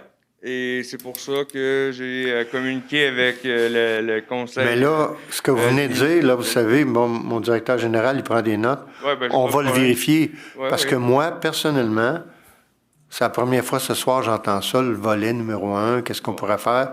Fait qu'il y a des choses à vérifier. Je dis pas que ce que vous mentionnez n'est pas vrai, mais il va y avoir des vérifications qu'il faut qu'ils soient faites. J'aimerais savoir, vous, en tant que maire de Saint-Eustache, parce que moi, on me dit que Saint-Eustache ne fait pas partie, justement, là, vous irez lire les volets, là, mais que Saint-Eustache ne fait pas partie avec la SHQ pour les volets, la MRC de Montagne ne fait pas partie de ça, et que c'est pas possible justement d'offrir des fonds d'urgence à des personnes puisque vous en faites pas partie. Et là, je me demande, là, j'ai vu que pas plus tard que hier ou avant-hier, il y a des fonds là, au gouvernement du Canada qui étaient octroyés là, pour aux villes qui en ont fait la demande pour des logements. Là. Qu'est-ce que vous allez faire avec prochainement avec les personnes qui ont besoin d'appartements? L'aide du fédéral, c'est de 900 millions. C'est une entente qu'ils ont conclue dernièrement avec le gouvernement provincial. L'aide du fédéral arrive jamais directement aux villes comme ça. Ça passe par une entente avec le provincial. Puis après ça, il y a une espèce de clé de partage là, pour les sommes qui pourraient être disponibles pour les municipalités. Mais ça fait peut-être 3 à 4 semaines maximum que le provincial y a réglé l'entente avec le fédéral. Parce que, oui, il y a beaucoup de villes qui disaient « Hey, le fédéral, il veut donner 900 millions, là. Québec, réglez vos affaires pour que cet argent-là soit disponible. » Mais c'est sûr que nos organismes, ils sont en lien là, pour avoir ces sommes-là. C'est pas directement la ville, tu sais, ils n'enverront pas là, un chèque de X montant, puis la ville bâtissait un logement. Non, mais ils vont dire « Faites partie. » Tu sais, si normalement, vous faites partie de la société. On va vérifier ça, M. Kevin. Puis, c'est certain. D'ailleurs, je reviens je suis handicapé aux hanches et comme vous le savez, hein, vous avez entendu parler que je demeure sur un divan depuis 1 an. Croyez-vous que c'est normal pour moi de demeurer sur un divan puis d'être en accord avec ça? Puis que moi, je suis un citoyen de Saint-Eustache. Je demeure pas à Laval, là. Moi, je suis à Saint-Eustache. Sinon, je vais aller habiter en dessous du pont. Ça me dérange pas. Non. Ben non, mais si je me fais dire, t'habites à Laval, va-t'en à Laval, c'est ça que je me suis fait répondre, monsieur, par courriel. En tout cas, c'est pas moi qui vous ai répondu ça, c'est clair. Ben là, vous m'avez dit peut-être que c'est parce que vous avez dit que vous demeurez chez votre mère à Laval. C'est parce que quand vous me dites ça, je réfléchis puis je fais un lien avec les informations que je possède. Ouais, ça fait je me suis dit, je me suis dit peut-être que c'est la solution envisagée qui a été trouvée. C'est pas ça que je veux. J'ai présumé, là, tout simplement. C'est pas ça que je veux. En tout cas, ce que je veux, je pense qu'on... C'est même pas vous qui m'aidez, c'est la ville de Saint-Eustache aurait dû juste agir en tant qu'intermédiaire. Il se serait dégagé de responsabilité. J'aurais obtenu de l'aide. Mes enfants, je les vois pas depuis le mois de juillet, puisque je peux pas avoir un appartement. Et si je veux avoir un appartement avec la SHU, il faut que ce soit un 5,5 minimum, parce que c'est 2 enfants. Alors, je peux pas aller dans un 4,5. Il y a ça aussi. Donc là, il faut que je me trouve. Là, ils m'ont dit qu'ils pourraient m'aider à. Il y a un programme, vous le regarderez aussi, ça c'est bien, où l'Office d'habitation donne un montant, mais moi, je dois trouver un appartement à Saint-Eustache, un 5,5, qui, moi, je dois demander au propriétaire si lui accepte de devenir subventionné, un PSL, programme de soutien logement. Oui, exact. Bon, et si lui accepte ou non. C'est moi qui dois demander au propriétaire s'il accepte de devenir subventionné. Et là, on me dit, tu vas voir, c'est très difficile. Les propriétaires ont peur et ils reculent quand il est question de signer une entente. Alors, moi, j'ai pas baissé les bras depuis. J'ai un document de 21 pages. J'aurais pu juste dire, je m'en vais à Laval. That's it. Non. J'aime Saint-Eustache, c'est ici que je demeure.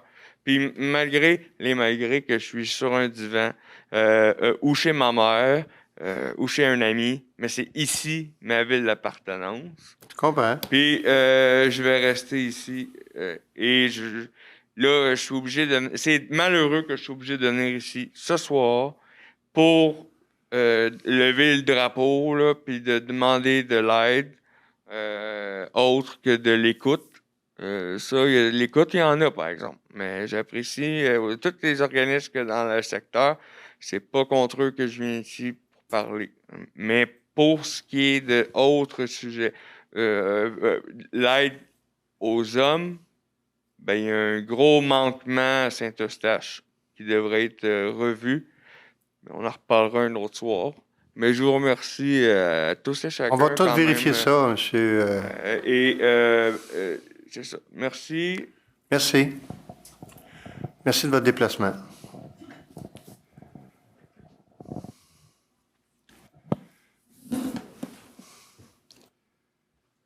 Bon, donc ça complète la période des questions. Oui, on a tout ce qu'il faut. Hein? OK, c'est beau.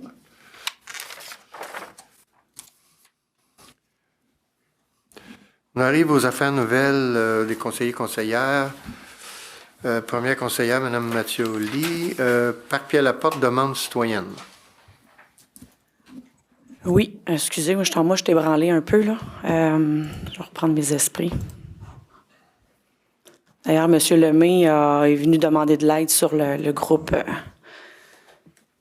Chercher Trouve à Saint-Eustache pour trouver un logement, il y a longtemps. Le parc Pierre-Laporte, donc des demandes citoyennes, dont la première, ça fait 3 hivers de suite que les citoyens le demandent, que je le demande, que je viens à la séance du conseil du mois d'octobre ou de novembre pour le demander. On aimerait ça, nous aussi, avoir dans notre quartier une patinoire comme quasiment tous les quartiers de la ville. Donc, que ce soit une patinoire, que ce soit un anneau de glace. La raison qu'on nous avait donnée l'année passée, c'est qu'il n'y avait pas d'eau au parc Pierre-Laporte. On va venir à là, mon 3e point là-dedans. L'autre demande qui avait été faite aussi, c'était la traverse qui se fait entre la rue Pierre-Laporte et la rue Saint-Marc. Elle n'est pas déneigée l'hiver. C'est sûr qu'à force de taper dessus, on finit par passer. Mais il faut pas oublier que c'est un raccourci pour beaucoup, beaucoup de monde qui s'en vont à l'école. La raison pourquoi on m'avait donné l'année passée, parce que l'année passée aussi, j'ai fait la même demande. L'année passée, on m'a dit, on n'ouvre pas parce que c'est pas directement relié à une école. Je comprends, mais ça dessert beaucoup d'enfants rue Pierre-Laporte, rue Saint-Marc, qui s'en vont à l'école, à leur école de quartier. Donc, ils passent par le parc. Donc, je demande encore une fois d'avoir cette traverse-là déneigée pour l'hiver. On a quand même pas mal de gens âgés aussi là qui sont autour. Là. On a beaucoup d'enfants, mais beaucoup de gens âgés qui empruntent cette traverse-là. Et on parle on se vante à la ville là, qu'on a un beau plan de mobilité urbaine, mais ça serait le fun là, que je le vois appliqué. Là, c'est une demande qui est directement reliée pour ce plan-là. Puis je le redemande encore une fois là, cette année. Donc, l'anneau de glace, la traverse. Puis je veux juste revenir sur le chalet de parc qu'on demande, en fait, que je demande, je pense quasiment depuis 2018, que c'est toujours repoussé au niveau de la demande pour faire des plans d'architecte. On a dernièrement, vous m'avez dit, Monsieur le maire, que, bon, je l'ai vu aussi, là, que vous l'avez pas mis au budget pour cette année. Puis vous m'avez dit, Noir, vous m'avez dit clairement que attends-toi pas à avoir un chalet avec un local, ça va être des toilettes, puis avec un petit local pour entreposer du stock. Ce qui a été identifié, c'est un bâtiment accessoire. Oui, bien, c'est pas ça qui est demandé. Ben, c'est ça, mais c'est pas ça qui est demandé. C'est ça qui a été évalué, là. Oui, mais pas parce que ça a été évalué que c'est ça que les gens ont besoin. Pourquoi faire les choses minimalistes quand on devrait faire les choses déjà correctement? La raison, je les ai nommées plusieurs fois, les raisons pourquoi que le parc mérite d'avoir un vrai chalet de parc. J'ai le Lopin aussi, qui est le Lopin que l'Association des citoyens du quartier de la Seigneurie qui pourrait utiliser cette salle-là pour faire leur réunion plutôt que d'aller chez un puis chez l'autre ou se faire barouetter d'un local à l'autre dans la ville. Entreposer le stock autant pour le Lopin que pour l'association de quartier. D'ailleurs, l'association de quartier sont à de demander à la ville un espace pour entreposer le stock tellement que ça s'accumule. L'autre raison d'avoir ce bâtiment-là, ben, c'est pour avoir l'eau, pour pouvoir amener l'eau, pour pouvoir faire un anneau de glace, parce que c'était une des raisons qu'on nous avait dit qu'on ne pouvait pas avoir. L'autre chose qui est très important, c'est que les gens vont pas au parc juste l'été. Les gens vont au parc l'été, aux 4 saisons. Donc, les toilettes, ça devient une priorité prioritaire pour le parc parce qu'il est utilisé aussi l'hiver, ce parc-là. Donc, je peux pas accepter qu'on dise on va avoir juste un petit chalet de service comme vous avez mentionné là au parc. Lequel parc vous avez dit là, Monsieur le maire? Sacré-Cœur. Sacré-Cœur. Je pense que le quartier de la Seigneurie mériterait d'avoir un chalet de parc au même titre que le parc des Basés des Moissons. C'est plus similaire à ça, je pense qu'on serait dû pour avoir dans notre quartier pour desservir beaucoup de population autour de ce parc-là. Nous, on a vraiment un petit parc de quartier qui n'a même pas de stationnement. Les gens se stationnent dans la rue. S'ils se stationnent, sinon, ils viennent à pied. D'où là, l'importance d'avoir des toilettes autant l'hiver parce que les gens ne vont pas nécessairement retourner chez eux pour aller aux toilettes. Donc, je veux juste m'assurer, là, vu qu'il n'est pas au budget pour l'année prochaine, que ce soit réanalysé pour un chalet de parc un peu plus similaire à celui. Puis on les a déjà, les plans, donc je pense que ça serait pas nécessaire de repartir avec un plan d'architecte. On les a déjà, c'est le parc Boisé des Moissons, quand ça a été fait. Bon, la cuisine, c'est sûr, ça serait un plus de l'avoir, mais au moins un local aussi grand que celui-là, je pense que ça serait plus que souhaitable. OK. Merci. Deuxième point, Noël, achat local. Oui, en fin de semaine qui vient de passer, on a eu le premier marché de Noël du Cercle des Fermières. Ça a été un record cette année. Ils ont eu vraiment en haut de 600 personnes qui sont venues, qui ont été. Dont moi, d'ailleurs, je fais toujours mes achats de Noël là. Mais j'invite la population eustachoise à y penser avant de faire les achats. Bon, je sais que les Amazon, puis moi, je ne vais pas là-dessus là, acheter sur Internet, même si je suis souvent sur Facebook, Monsieur le maire, là, mais d'aller regarder peut-être un petit peu plus qu'est-ce qu'on a chez nous comme commerce. On va avoir bientôt le marché de Noël en collaboration avec les artisans en métiers d'art. On a des marchands locaux qui vont être là. Je ne sais pas si vous le savez, mais il y a autour de 200 compagnies, là, ça c'est selon le portrait territoriaux, qui a été faite de la CMM en 2019, là, on a autour de 200 commerces à Saint-Eustache de détail. Donc ça veut dire que c'est des commerces de détail. C'est là où est-ce qu'on peut aller faire des achats. On en a beaucoup à Saint-Eustache, des endroits pour faire des achats pour nos cadeaux de Noël. Donc, même à travers ça, plusieurs organismes font des levées de fonds ou font des spectacles de Noël. Donc, je pense que j'encourage la population à regarder un petit peu plus qu'est-ce qui se passe à Saint-Eustache, y penser à l'achat local. Et si vous faites des achats locaux bien arrosés, ben, n'oubliez pas qu'il y a Nez Rouge pour vous raccompagner. OK. Bref, en tout cas, je peux vous dire que la Ville, par l'entremise d'idées Saint-Eustache, a toujours poussé et favorisé l'achat local. Je parle pas de la Ville, là, je parle des citoyens que j'encourage. Oui, mais on espère aussi, nous, que les citoyens vont suivre cette suggestion. L'Association des citoyens du quartier de la Seigneurie. Oui, on a eu, je vais faire un petit retour sur l'Halloween qu'on a fait dernièrement. Belle participation. On avait 5 kiosques dans notre quartier. Les 5 kiosques avaient autour de 125 à 150 sacs de bonbons. Ils ont tous été écoulés ou presque. La bibliothèque, un grand merci aussi à la bibliothèque d'ouvrir ses portes à chaque année pour remettre des livres, des bonbons. La bibliothèque est direct en face de chez nous. Fait que moi, j'étais chanceuse. J'avais les gens qui partaient de la bibliothèque qui s'en venaient chez nous et vice-versa. Donc, j'ai eu un bel achalandage chez moi aussi.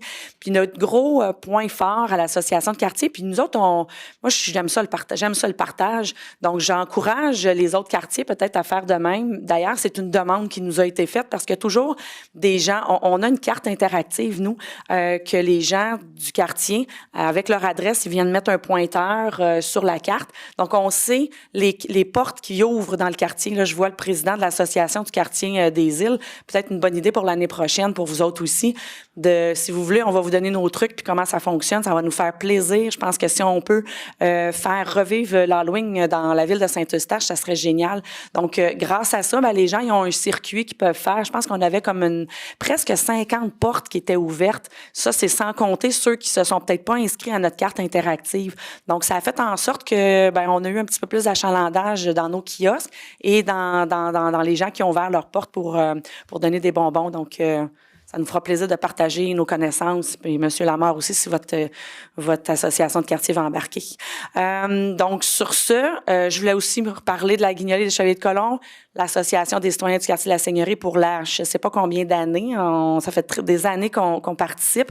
On va être cette année à une nouvelle place, un nouveau point de chute pour nous autres. Donc, on va être dans le stationnement de la Caisse des Jardins. Donc, directement là au coin Arthur Sauvé et Grande-Côte. On espère qu'on va avoir peut-être un petit peu plus de visibilité à cet endroit-là, plus de monde aussi qui vont passer. Mais ceci étant dit, vous êtes invités, les Seigneuroises et Seigneurois, à venir nous porter vos denrées ou vos sous pour la Guignolée des Chevaliers de Colomb. Et je souhaite la bienvenue à 2 nouvelles membres dans notre association, Annie Ouellette et Chloé Degagné. Merci. Merci. Madame Isabelle Lefebvre, du district de Moisson, un remerciement pour le grand nettoyage des berges. Oui, le 9 septembre avait lieu le grand nettoyage riverain organisé avec le Cobamil et plusieurs villes voisines. Nos cours d'eau sont une belle richesse que nous avons et collectivement de voir ces 68 bénévoles, parents, enfants, ainsi que le 62e groupe scout bénévole en prendre soin, c'est une belle fierté qu'on a d'avoir autant de gens qui s'impliquent. Donc, un grand merci à tous ceux qui ont participé à cette belle journée. À Saint-Eustache, c'est 797 livres de déchets qui a été ramassé cette journée-là. Donc, encore une fois, bravo aux citoyens impliqués. Bravo au Cobamil, Éco-Nature et la Ville de Saint-Eustache pour toute cette belle organisation. Je pense que c'est ensemble qu'on arrive à faire une belle différence. OK. Merci beaucoup. Monsieur Tessier, District des Îles, terrain vacant, privé, je pense, pour la coupe de gazon. Exact, monsieur le maire. Je sais qu'on est à l'aube de l'hiver, là, comme on dit. Mais avant de dire ça, je voudrais vous remercier, monsieur le maire, pour l'éloge que vous avez fait à M. Guy Bellil. J'ai eu la chance de siéger avec Guy Bellil ici au Conseil de ville en 84 et 88. Et si aujourd'hui je suis comme je suis, ben, il y a une partie de M. Guy Bellil dans ma manière de voir. Parce qu'il vous ressemblait un peu dans le sens que vous administrez aussi la ville comme un bon père de famille. Et M. Bellil, il y avait ça en lui. J'étais dans des années qui étaient, disons, qu'il y avait de la bonne discussion au conseil de ville. C'est pas rare que ça se terminait à minuit, à 1h du matin, comme tel. Donc, c'était quelque chose. Mais il y a toujours eu le respect de tout le monde. Puis il agissait comme un bon père de famille comme tel. Fait que vous avez fait une belle éloge, M. le maire. Donc, les terrains vacants, c'est... cette année, j'ai eu... ils reviennent à tous les ans, ou presque, surtout le chemin Grande-Côte. Et normalement, on envoie une lettre qui part de l'urbanisme aux autres terrains vacants, à la grandeur de la ville, à quelque part au mois de mai, pour leur dire, vous avez 3 coupes, juin, juillet, août. Et ces terrains-là, ben, ils ne sont pas dans cette liste-là. Et j'aimerais ça qu'ils seraient là parce que, exemple, où qui était Gérard Patate Frite, pas nommé. Puis il y en a d'autres, là, en s'en venant vers chez moi. Là. Il y en a à peu près 8. Ils ont eu une lettre à quelque part au mois d'août. Fin juillet, début août. Puis j'avais fait une requête en juin, parce que déjà là, tu voyais que c'était haut. Et ils l'ont fait quand ils ont reçu leur lettre. Mais dans le fond, ils l'ont fait une fois au lieu de 3. Puis le voisin à côté, qui avait à couper son gazon au moins 3 fois, bien, lui, il trouvait ça injuste. Il dit, moi, j'ai payé 3 fois pour faire couper mon gazon. Puis lui, ben, il l'a coupé à la fin de l'été. Puis on a passé chemin Grande-Côte. On veut-tu vraiment qu'on ait le foin à peu près de 3-4 pieds? Je pense pas. On veut avoir un beau chemin. Fait que je voudrais juste, ils ont les noms, OK. qui rajoutent ça au mois de mai. On pourrait peut-être faire ça de même. J'ai pensé à un autre truc. Je demandais à M. Bélanger si ça peut être fait. On connaît définitivement tous les lots vacants. Mm-hmm. Et même que lorsque on envoie les comptes de taxes, c'est différent là, pour un lot vacant. Puis même cette année, là, peut-être quelque chose que Québec va nous permettre. Il y a le compte de taxes, il y a le document explicatif du compte de taxes. Est-ce qu'on pourrait tout de suite ajouter la feuille qui dit « On vous rappelle que pour l'entretien de votre terrain, les dates à respecter, ces choses-là, là, quand tu le reçois avec ton compte de taxes, Seigneur, tu as des bonnes chances de le voir, le document. » On demandait à M. Bélanger pour voir si c'est possible, peut-être. On serait encore plus d'avance. Je suis pas contre ça, certain. Peut-être que ce serait une formule intéressante. Vous savez, surtout ces gens-là, c'est des gens qui ont démoli des maisons. Oui. Donc, c'est des terrains que c'est des promoteurs qui ont achetés. Oui. Quand je dis promoteurs, des gens qui veulent bâtir des blocs appartements. Puis là, leur terrain est vacant, mais l'herbe pousse. Bonjour. Fait que, oui, votre idée est bonne. On va le regarder. OK, merci. Vous avez ensuite Abremard, plantation 2022. Oui, je viens de recevoir un courriel. Je voulais savoir à peu près quand est-ce qu'ils vont les remplacer. Est-ce que là, on m'a parlé de 50 jeudi, là. Jeudi, il parlait de 50 arbres environ. Oui. Qui sont morts. Là, il va les changer. Est-ce que ceux qui changent sont encore sur la garantie pour l'année d'après? Oui. Oui? Supposé. Supposé, donc. La garantie de ce changement-là part pour 1 an.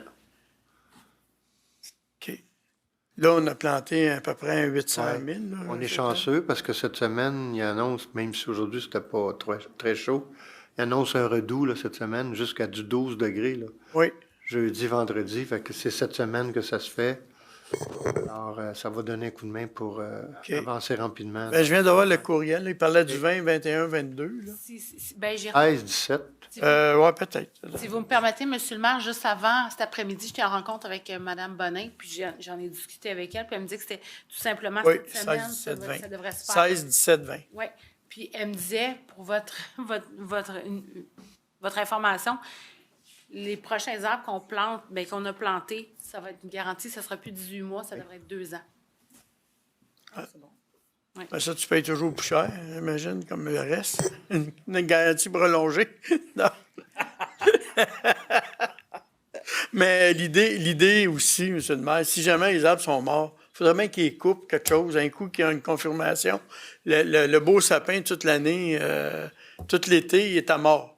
Le gars, il a ça devant chez eux. J'ai trouvé ça un peu plate, ordinaire. Merci. Ça n'empêche pas que le but est louable. Là. Je sais pas, là, 800, 900 arbres vous avez plantés. C'était, entre autres, votre idée. Là, vous tenez beaucoup. Et il y en a 50 de morts. C'est quand même pas... Oui, mais ça fait rien. Le ratio, il est là. Parfait. Niveau de félicitations. Ben oui, M. le maire, je voulais féliciter, comme on avait dit, la bibliothèque, mais vu que vous en parlez, ben, je vais féliciter l'équipe qui ont écrit le livre. On est dans la bibliothèque. Saint-Eustache contemporain. Une histoire contemporaine de Saint-Eustache. Je peux vous dire que présentement, il y en a beaucoup qui la jettent. Et il est en vente à la bibliothèque, entre autres. Et il y en a beaucoup. Et je pense que ça ne sera peut-être pas un best-seller, mais ça va être proche pour celui de Saint-Eustache. Les commentaires que j'ai à date sont vraiment bons.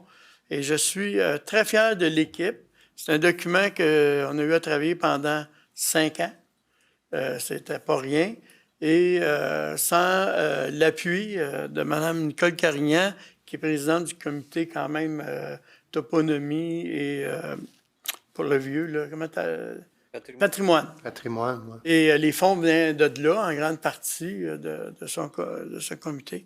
On a eu la pandémie, des rencontres Zoom, en plus avec beaucoup de citoyens et j'ai pas eu la chance d'être là parce que j'étais à Québec, mais les gens qui étaient là, on pourrait dire, ceux qui ont eu des entrevues, et étaient fiers de voir le résultat du livre. Donc, félicitations merci. M. le maire, à toute l'équipe qui ont eu à travailler pour ce document. Merci beaucoup. Merci. Les prochains points, c'est Mme Mallette, mais elle est absente ce soir. Je vais faire un petit résumé. Les 2 premiers points, c'est marquage au sol et arrêt obligatoire. Marquage au sol, je pense que c'est Arthur Sauvé en haut. Et pour l'arrêt, une demande qui avait déjà été faite à être réanalysée. Elle m'a mentionné aujourd'hui qu'elle vous avait parlé là-dessus, M. Roy, là, pour oui, je suis au courant. Le suivi de ces points-là. Mm-hmm.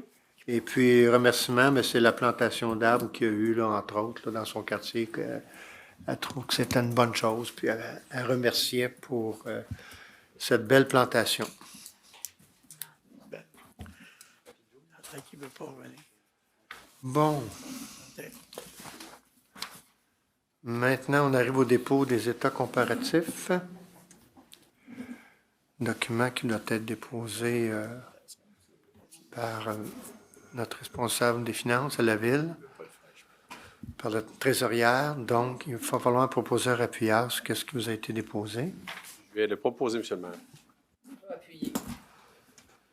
Vos affaires courantes, nomination, bien là, ça va être une mairesse suppléante. Merci, M. Tessier. Vous avez bien acquitté votre fonction. Un proposeur. Je propose Isabelle Lefebvre, s'il vous plaît. J'appuie, M. le maire. Merci. C'est avec plaisir que j'accepte. Joyeux Noël. Ça vient avec Noël. C'est quand même la 2e fois en 10 ans que j'ai déjà une expérience de qu'est-ce que c'est le temps des fêtes, M. le maire. C'est là que vous êtes la meilleure, c'est pour ça. Oh, vous êtes donc bien fin! Eh oui, hein? Je sens qu'il y a beaucoup d'orientation à faire. Là. Ça me fait plaisir. C'est là ton proposeur? Bon, parfait. On a l'achat regroupé maintenant dans les soumissions et contrats pour l'achat d'abats poussière. Donc, vous avez tous les considérants. On fait affaire avec l'Union des municipalités du Québec. Prends un proposeur appuyeur, s'il vous plaît. Propose, M. le maire. On a le remplacement d'un garde-corps complexe aquatique. Donc, c'est avec l'entreprise Construction Hébert et Hébert Incorporé. Je propose, M. le maire. On a la fourniture et services de liens de télécommunication. Fourniture, services de liens, télécommunications, je cherchais, intervenu avec, entre autres, naturellement, Vidéotron Limité, proposeur appuyeur. Je vais proposer, M. le maire. J'appuie, M. le maire. Merci. Vous avez la résolution de concordance de courte échéance relativement à un emprunt par obligation montant de 18 039 000 qui sera réalisé le 27 novembre. On ne connaît pas encore les résultats, mais on sait que les taux d'intérêt sont plus élevés. Ça va avoir une incidence sur le budget, ça c'est clair. Je vais le proposer. Merci. Donc, vous avez tous les montants là, qui sont identifiés. Là. Ensuite, obligation de construction avec transport Café limité. Donc, tout est réglé, Mme Boileau. Proposeur appuyeur, s'il vous plaît. Je vais le proposer. Je vais l'appuyer. Vous avez l'embauche d'agent d'approvisionnement pour le service de l'approvisionnement. Mme Isabelle Rivet. Je le propose, M. le maire. J'appuie, M. le maire. Merci. Vous avez l'embauche éclairagiste, service des arts de la culture. Pierre aussi. Excusez. Oui. Je propose. Je vais l'appuyer. Vous avez le renouvellement de contrat pour un employé cadre contractuel, M. Michel Filiatro. Je vais le proposer. J'appuie, M. le maire. Vous avez l'embauche brigadière, donc Miller-Beaubrun, pour être sur la liste. On fait la proposition. J'appuie, M. le maire. Merci. L'embauche policière temporaire, on parle de Mme Chloé Brousseau-Demers. On fait la proposition. Et je vais appuyer, M. le maire. Vous avez l'embauche surveillant d'activité, service du sport du plein air, il y en a quand même plusieurs. Là. Fabrice Alexandre Brunet, Aurélie Fortin, Yasmine Hédard, Laurence Lauriane Harding, Marissa Lasselle, Olivia McIntosh, Olivier Bertrand Metcalfe et Rémi Perron. Je le propose. Je vais appuyer. Merci. Maintenant, embauche électricien, service des travaux publics, M. Francis Payette. Je propose, M. le maire. Je vais l'appuyer. Vous avez l'embauche inspecteur en bâtiment, service de l'urbanisme, monsieur qui a déjà travaillé chez nous, M. Francis Bibot. Très heureux d'en faire la proposition. On récupère un excellent inspecteur. Je l'appuie. On a la nomination commission et comité du conseil, donc c'était déjà pour la commission jeunesse. Proposeur appuyeur. Je vais le proposer. Je vais l'appuyer. Merci beaucoup. Maintenant, on arrive aux commissions. Commission de l'administration publique. Il y a les assemblées tenues le 18 et 25 octobre. Monsieur Lamarre. Oui, donc au niveau du 18 octobre, c'est des achats anticipés pour 2023 et une modification de la recommandation ultérieure 2023-09-109 que je propose. Et que j'appuie. Merci. Concernant le 25 octobre, donc plusieurs recommandations, je propose. Et j'appuie. Merci. Développement économique, Monsieur Paquette. C'est pour dépôt. Il n'y avait pas de recommandation. Parfait. Aménagement du territoire, M. Paquette. C'est pas la même histoire. Vous avez plusieurs recommandations. En fait, il y en a 7. Je prends quelques temps simplement pour les expliquer. Vous avez au niveau du plan directeur de la 25e avenue, c'est un suivi. En fait, ce que l'on recommande, c'est que le service des communications soit sollicité pour remercier les participants aux divers ateliers qui ont donné leur avis, tout ça, et qu'on puisse prendre tous les moyens nécessaires pour diffuser l'information concernant le plan directeur. Vous avez au niveau d'Adessan un avis de réserve que la Ville avait pris sur différents lots. Comme il n'est plus nécessaire de conserver cet avis de réserve, on vous recommande de lever le renouvellement de cette réserve-là pour fin publique et ainsi radier l'avis. Vous avez également le 37 rue Saint-Eustache. En fait, c'est ici à côté où est-ce que le bâtiment qui était dangereux, qui a été démoli. On a la possibilité d'avoir une construction d'un bâtiment de 3 étages qui s'harmoniserait avec les autres bâtiments voisins. Par contre, notre réglementation ne le permet pas. Et après analyse, le 3 étages pourrait être réglementé et permis dans tout le secteur de la rue Saint-Eustache. Alors, on recommande au conseil municipal d'amender le règlement de zonage par le biais du service de l'urbanisme, naturellement, afin d'augmenter le nombre d'étages permis à 3. On a vu tantôt des arbres dans le secteur d'Albatros.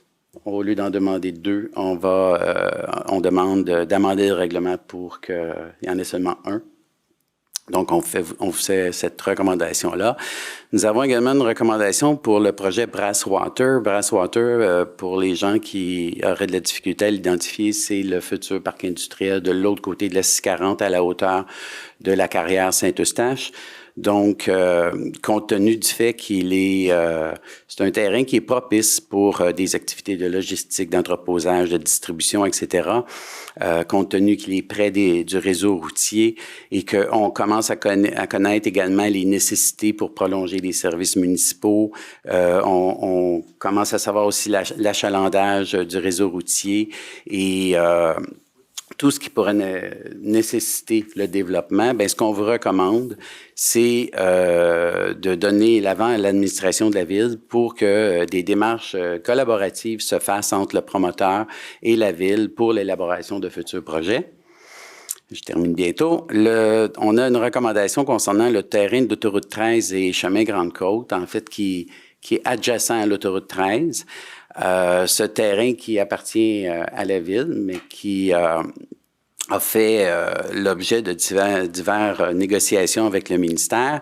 Somme toute, ce qu'on recommande à la ville, c'est de renoncer à une clause d'utilisation restreinte de type parc et à la main levée de la clause résolutoire qui permettra à la ville de devenir pleinement propriétaire du terrain. Par contre, parce que ce terrain-là a un grand avantage pour nous, évidemment, pour l'amélioration des lieux. Par contre, on a spécifiquement mis une condition, à savoir que dans l'éventualité où la ville était forcée de céder le terrain gratuitement, en vertu d'une loi du gouvernement du Québec pour les centres de services scolaires ou le ministère de l'Éducation, bien, en fait, ce que l'on dit, c'est que le ministère des Transports et de la Mobilité durable s'engage à remettre à la Ville la totalité du montant, soit 2 168 000, etc., dans les 60 jours suivant la date de signature. Je pense que c'est une clause qui est extrêmement importante en ce qui nous concerne par rapport à ce terrain-là. Et finalement, vous avez une recommandation concernant le terrain de l'entreprise GBD, Coin industriel et Saint-Eustache.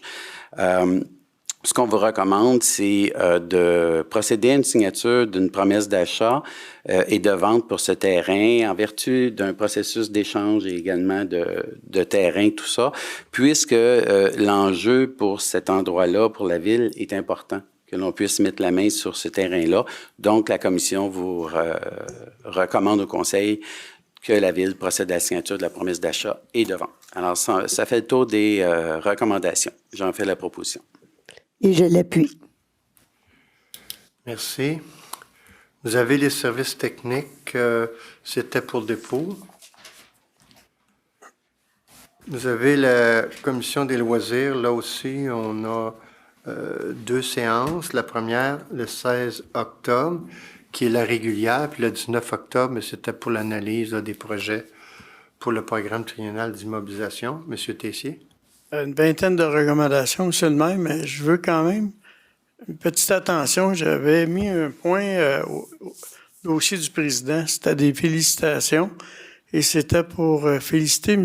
Michel Lamontagne, qui a été nommé vice-président de Tout Complice pour notre communauté, pour son excellent travail. Et félicitations aussi à Mélanie Séguin, qui a été nommée première vice-présidente Culture Laurentide, qui est quand même bien important aussi pour nous. Ça nous donne une personne, anciennement c'était le Conseil des arts. Okay. Et je pense qu'il analyse tous les dossiers culturels qui peuvent dans toute la région. Et en plus, on a vraiment quelqu'un de notre ville qui est au courant des dossiers d'ailleurs. Merci. Merci. J'en fais la proposition, M. le maire. Je vais l'appuyer. Merci. Les deux. La deuxième, c'est une recommandation, c'est les aménagements, monsieur, priorisation des projets d'immobilisation pour les parcs et les pistes cyclables, monsieur le maire. J'en fais la recommandation. Je l'appuie également. Merci. La Commission du développement des arts de la culture, monsieur Tessier. Oui, 8 recommandations pour distribuer des sommes à des projets des organismes culturels. Donc, j'en fais la recommandation. Je l'appuie. Merci. La Commission de circulation des transports, M. Roy. Oui, M. le maire, 6 recommandations, donc, entre autres, réduction de limite de vitesse sur le boulevard La Vallée pour sécuriser la traverse piéton de nos petits écoliers. Donc, très, très fier de cette motion-là. Et il y a aussi interdiction de stationnement sur la montée Renault pour faciliter l'achalandage, en fait, de nos cabanes à sucre qui vont arriver. Je sais que l'hiver n'est pas passé encore, mais ça s'en vient. Donc, en prévision de ça, donc pour aider nos commerçants, je vous annonce également que, en fait, on demande d'être informé. Le comité de la circulation est informé pour les campagnes de sécurité routière afin de faire un jumelage là, pour la prochaine campagne qui aura lieu l'été prochain. Les membres de la commission aussi recommandent au conseil municipal d'augmenter le budget. Donc, vous aurez une idée, en fait, de la proposition budgétaire là, dès ce jeudi. Et l'autre, en fait, qui serait très important, en fait, la course des Pères Noël. On a accordé la fermeture de certaines rues, surveillance policière. Donc, 17 décembre prochain à 9h, donc la course des Pères Noël. Puis la dernière, et non la moindre, le dessert, la commission recommande la configuration, numéro 4, présentée par le conseiller du quartier à la suite de la publication, consultation publique. Donc, ce que la proposition des citoyens ont fait, en fait, la commission de la circulation a approuvé, donc au niveau policier, au niveau de l'ingénierie et tout. Donc, très, très, très content de proposer cette recommandation-là qui va dans le même sens que les citoyens nous avaient demandé. Alors, c'est 6 recommandations-là que nous fait plaisir de proposer. J'appuie, M. le maire. Et le conseiller qui parle, c'est de lui-même. Moi, je lisais Astérix, César. Je lisais à la 3e personne, ben oui, c'est ça. Okay. C'est mon côté digne donc. Parfait. La commission des biens et des sites, c'était pour le dépôt, Mme? Oui, exactement. La commission des communications et des relations avec le citoyen, Mme Carignan. Oui, monsieur maire, une recommandation, les membres de la commission recommandent de maintenir le boycott des publicités payantes sur les plateformes de Meta, à l'exception des publicités de la petite église Cabaret Spectacle. Vous comprendrez que c'est pour être encore compétitif dans le marché des spectacles. Donc, j'en fais la proposition. Okay. Je vais l'appuyer. Merci. La commission de la revitalisation du vieux Saint-Eustache, Mme Labelle. 2 recommandations.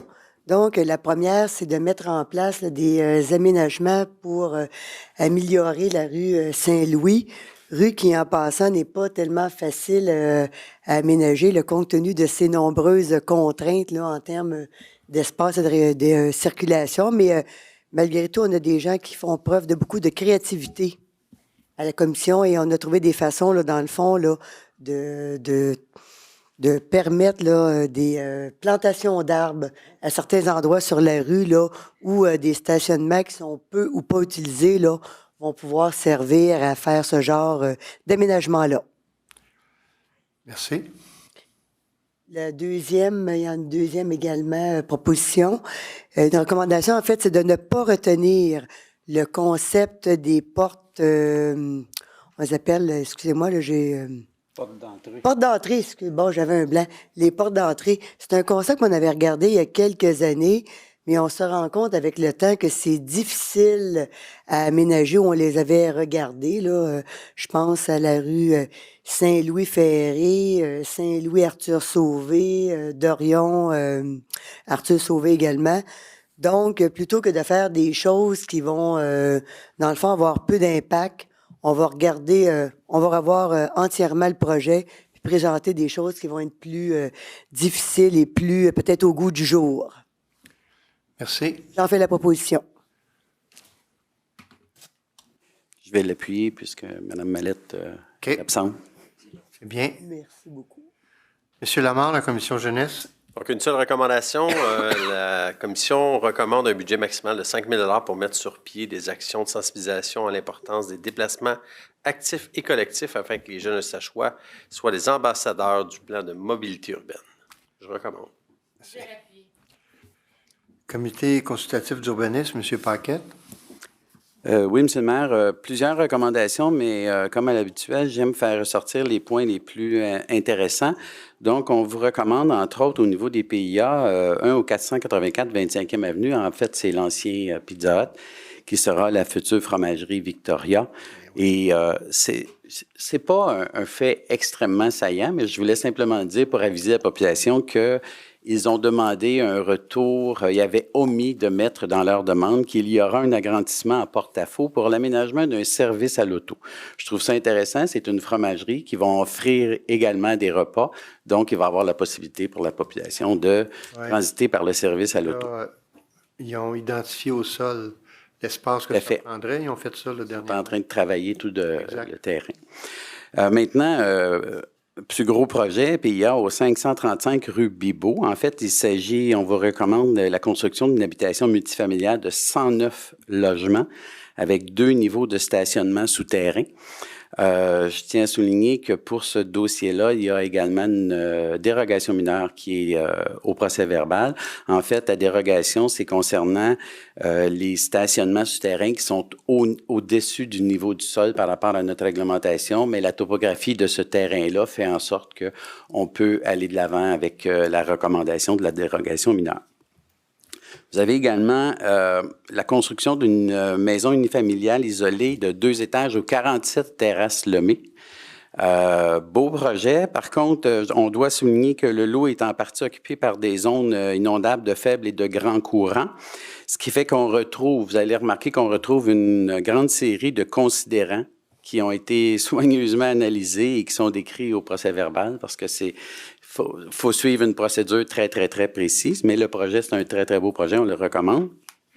Et enfin, un PIA pour la construction d'une habitation trifamiliale isolée de 2 étages au 211 rue Bellerive.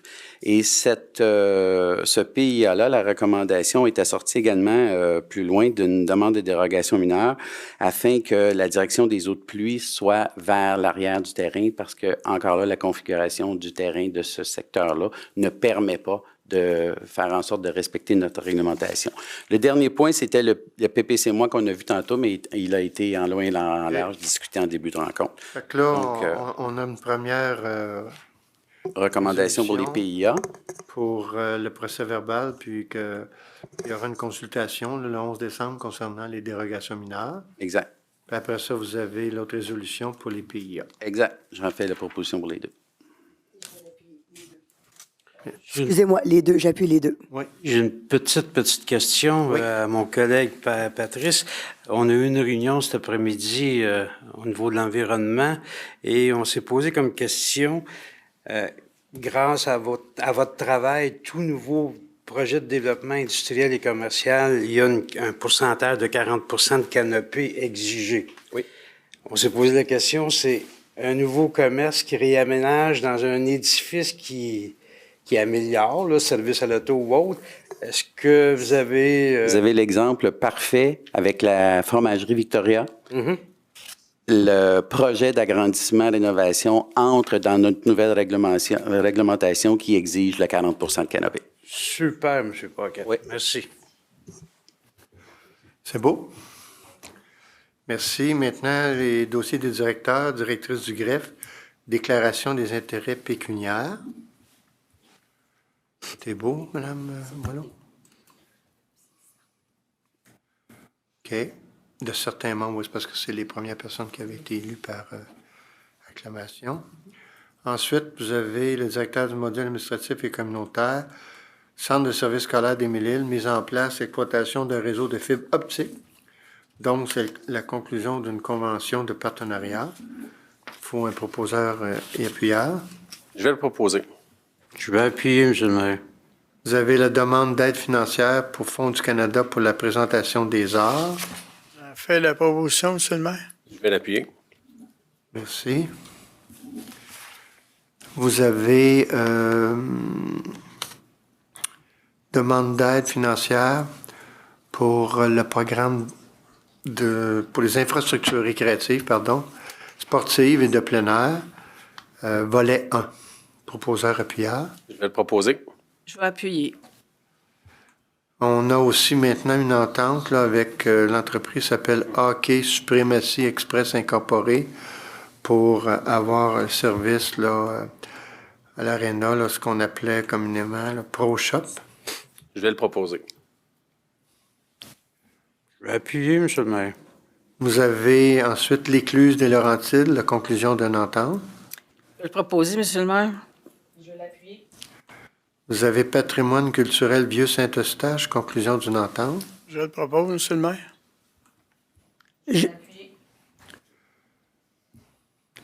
Vous avez maintenant la Régie de police de Lac-des-Deux-Montagnes. C'est la programmation, ça s'appelle Beyond, le service de police. Conclusion d'une entente. Je le propose, M. le maire. Vous avez le Symposium des Patriotes, donc à tous les 2 ans. C'est conclusion d'une entente. Je le propose, M. le maire. Je vais l'appuyer. Vous avez le Centre professionnel 91, c'est conclusion du renouvellement du bail concernant les stationnements. Là. Je vais en faire la proposition. Je vais l'appuyer. Merci. Maintenant, construction d'un réservoir d'eau potable et d'une conduite d'alimentation en eau. Disons que c'est en remplacement de un petit correctif d'imputer la dépense au règlement 1953 au règlement 1935. C'est juste les 2 chiffres là, qui ont été inversés. Proposé, M. le maire. Je vais appuyer. Vous avez la déclaration d'abandon de l'avis de réserve pour fin publique là, pour différents lots qui se trouvent à être le terrain d'Adesa. J'en fais la proposition. Je vais l'appuyer. Merci. Demande de prolongation du délai pour la concordance avec le schéma d'aménagement de la MRC de Montagne auprès du ministère des Affaires municipales. Donc, le schéma, là, la MRC a été officiellement adopté le 26 janvier 2022. Bon, donc, pour être certain, Mme Paula a communiqué avec le ministère des Affaires municipales. Ils lui ont suggéré de mettre une date le plus loin possible pour ne pas avoir à refaire une demande. Mais moi, ce que je disais, Mme Paula, qu'on essaie d'être le plus rapide possible là-dedans, là. Et sa date additionnelle serait le 31 décembre 2024. Donc, je propose. Je l'appuie. Merci. Au niveau du directeur général, donc, l'Autorité régionale de transport métropolitain, conclusion d'une entente, ce qui nous a été présenté, là, c'est pour la ligne 90, pour bien desservir dans Albatros industriel, là, le nouveau parc, pour augmenter en soirée là, le service. Donc, il faut envoyer une résolution, puis après ça, il va y avoir la signature de l'entente. Là. C'est monsieur le directeur général qu'il faut qu'il fasse ça. Je propose, M. le maire, en souhaitant que ce soit bénéfique pour les travailleurs. Je vais l'appuyer. Merci. On a le carrefour institutionnel, renouvellement d'une entente. En fait, c'est avec la SODEF. C'est tout simplement pour s'ajuster avec le bail, là, pas le bail, pardon, avec l'hypothèque sur la bâtisse du 1 Place Lagarde. Donc, ce serait pour que la période puisse se prolonger jusqu'au 31 juillet 2026. J'en fais la proposition, puis je pense qu'il est intéressant de mentionner que nous sommes à l'aube de l'année 2024 et l'hypothèque totale sur cette bâtisse se termine en juillet 2025. Oui. Ce qui fait qu'à partir du 1er août 2025, on n'a plus rien à rembourser et il y a de très, très bons loyers qui entrent à cette bâtisse-là. Donc, je pense qu'on peut se féliciter. Ça a été remboursé rapidement. C'est une belle réussite à venir jusqu'à date. On espère un CR2 maintenant. Mais je pense qu'on peut se féliciter. C'est bien agréable. Disons que le CR2 J'en fais la proposition. est dans nos pensées. Je l'appuie. C'est après 1, 2. Oui. Il y a un vieux terminus du provincial transport. Je suis tanné, mais tout juste. Imagine. OK. Donc, proposeur appuyeur, c'est fait. Merci beaucoup. La demande d'aide financière à la communauté métropolitaine pour l'acquisition de terrains de zone d'innovation agricole. Moi, je devais quitter là, pour être en rencontre avec M. Bélanger et M. Aziz. Ça vous a été expliqué? Oui. Parfait. Je propose, M. le maire. OK. Et je l'appuie. Merci. Vous avez aussi renonciation à une clause d'utilisation restreinte et mainlevée d'une clause résolutoire pour le ministère des Transports de mobilité. Donc, le fameux terrain dont on parlait tantôt, là.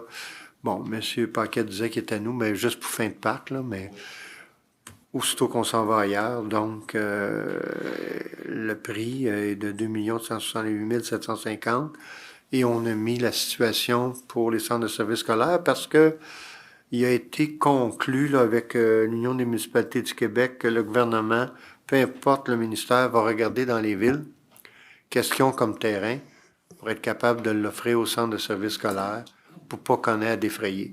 Alors, c'est pour ça qu'on met la clause. Si jamais on achète, Très important. c'est pas encore réglé, parce que ça se peut que ce soit pas encore réglé, là, qu'il n'ait pas identifié.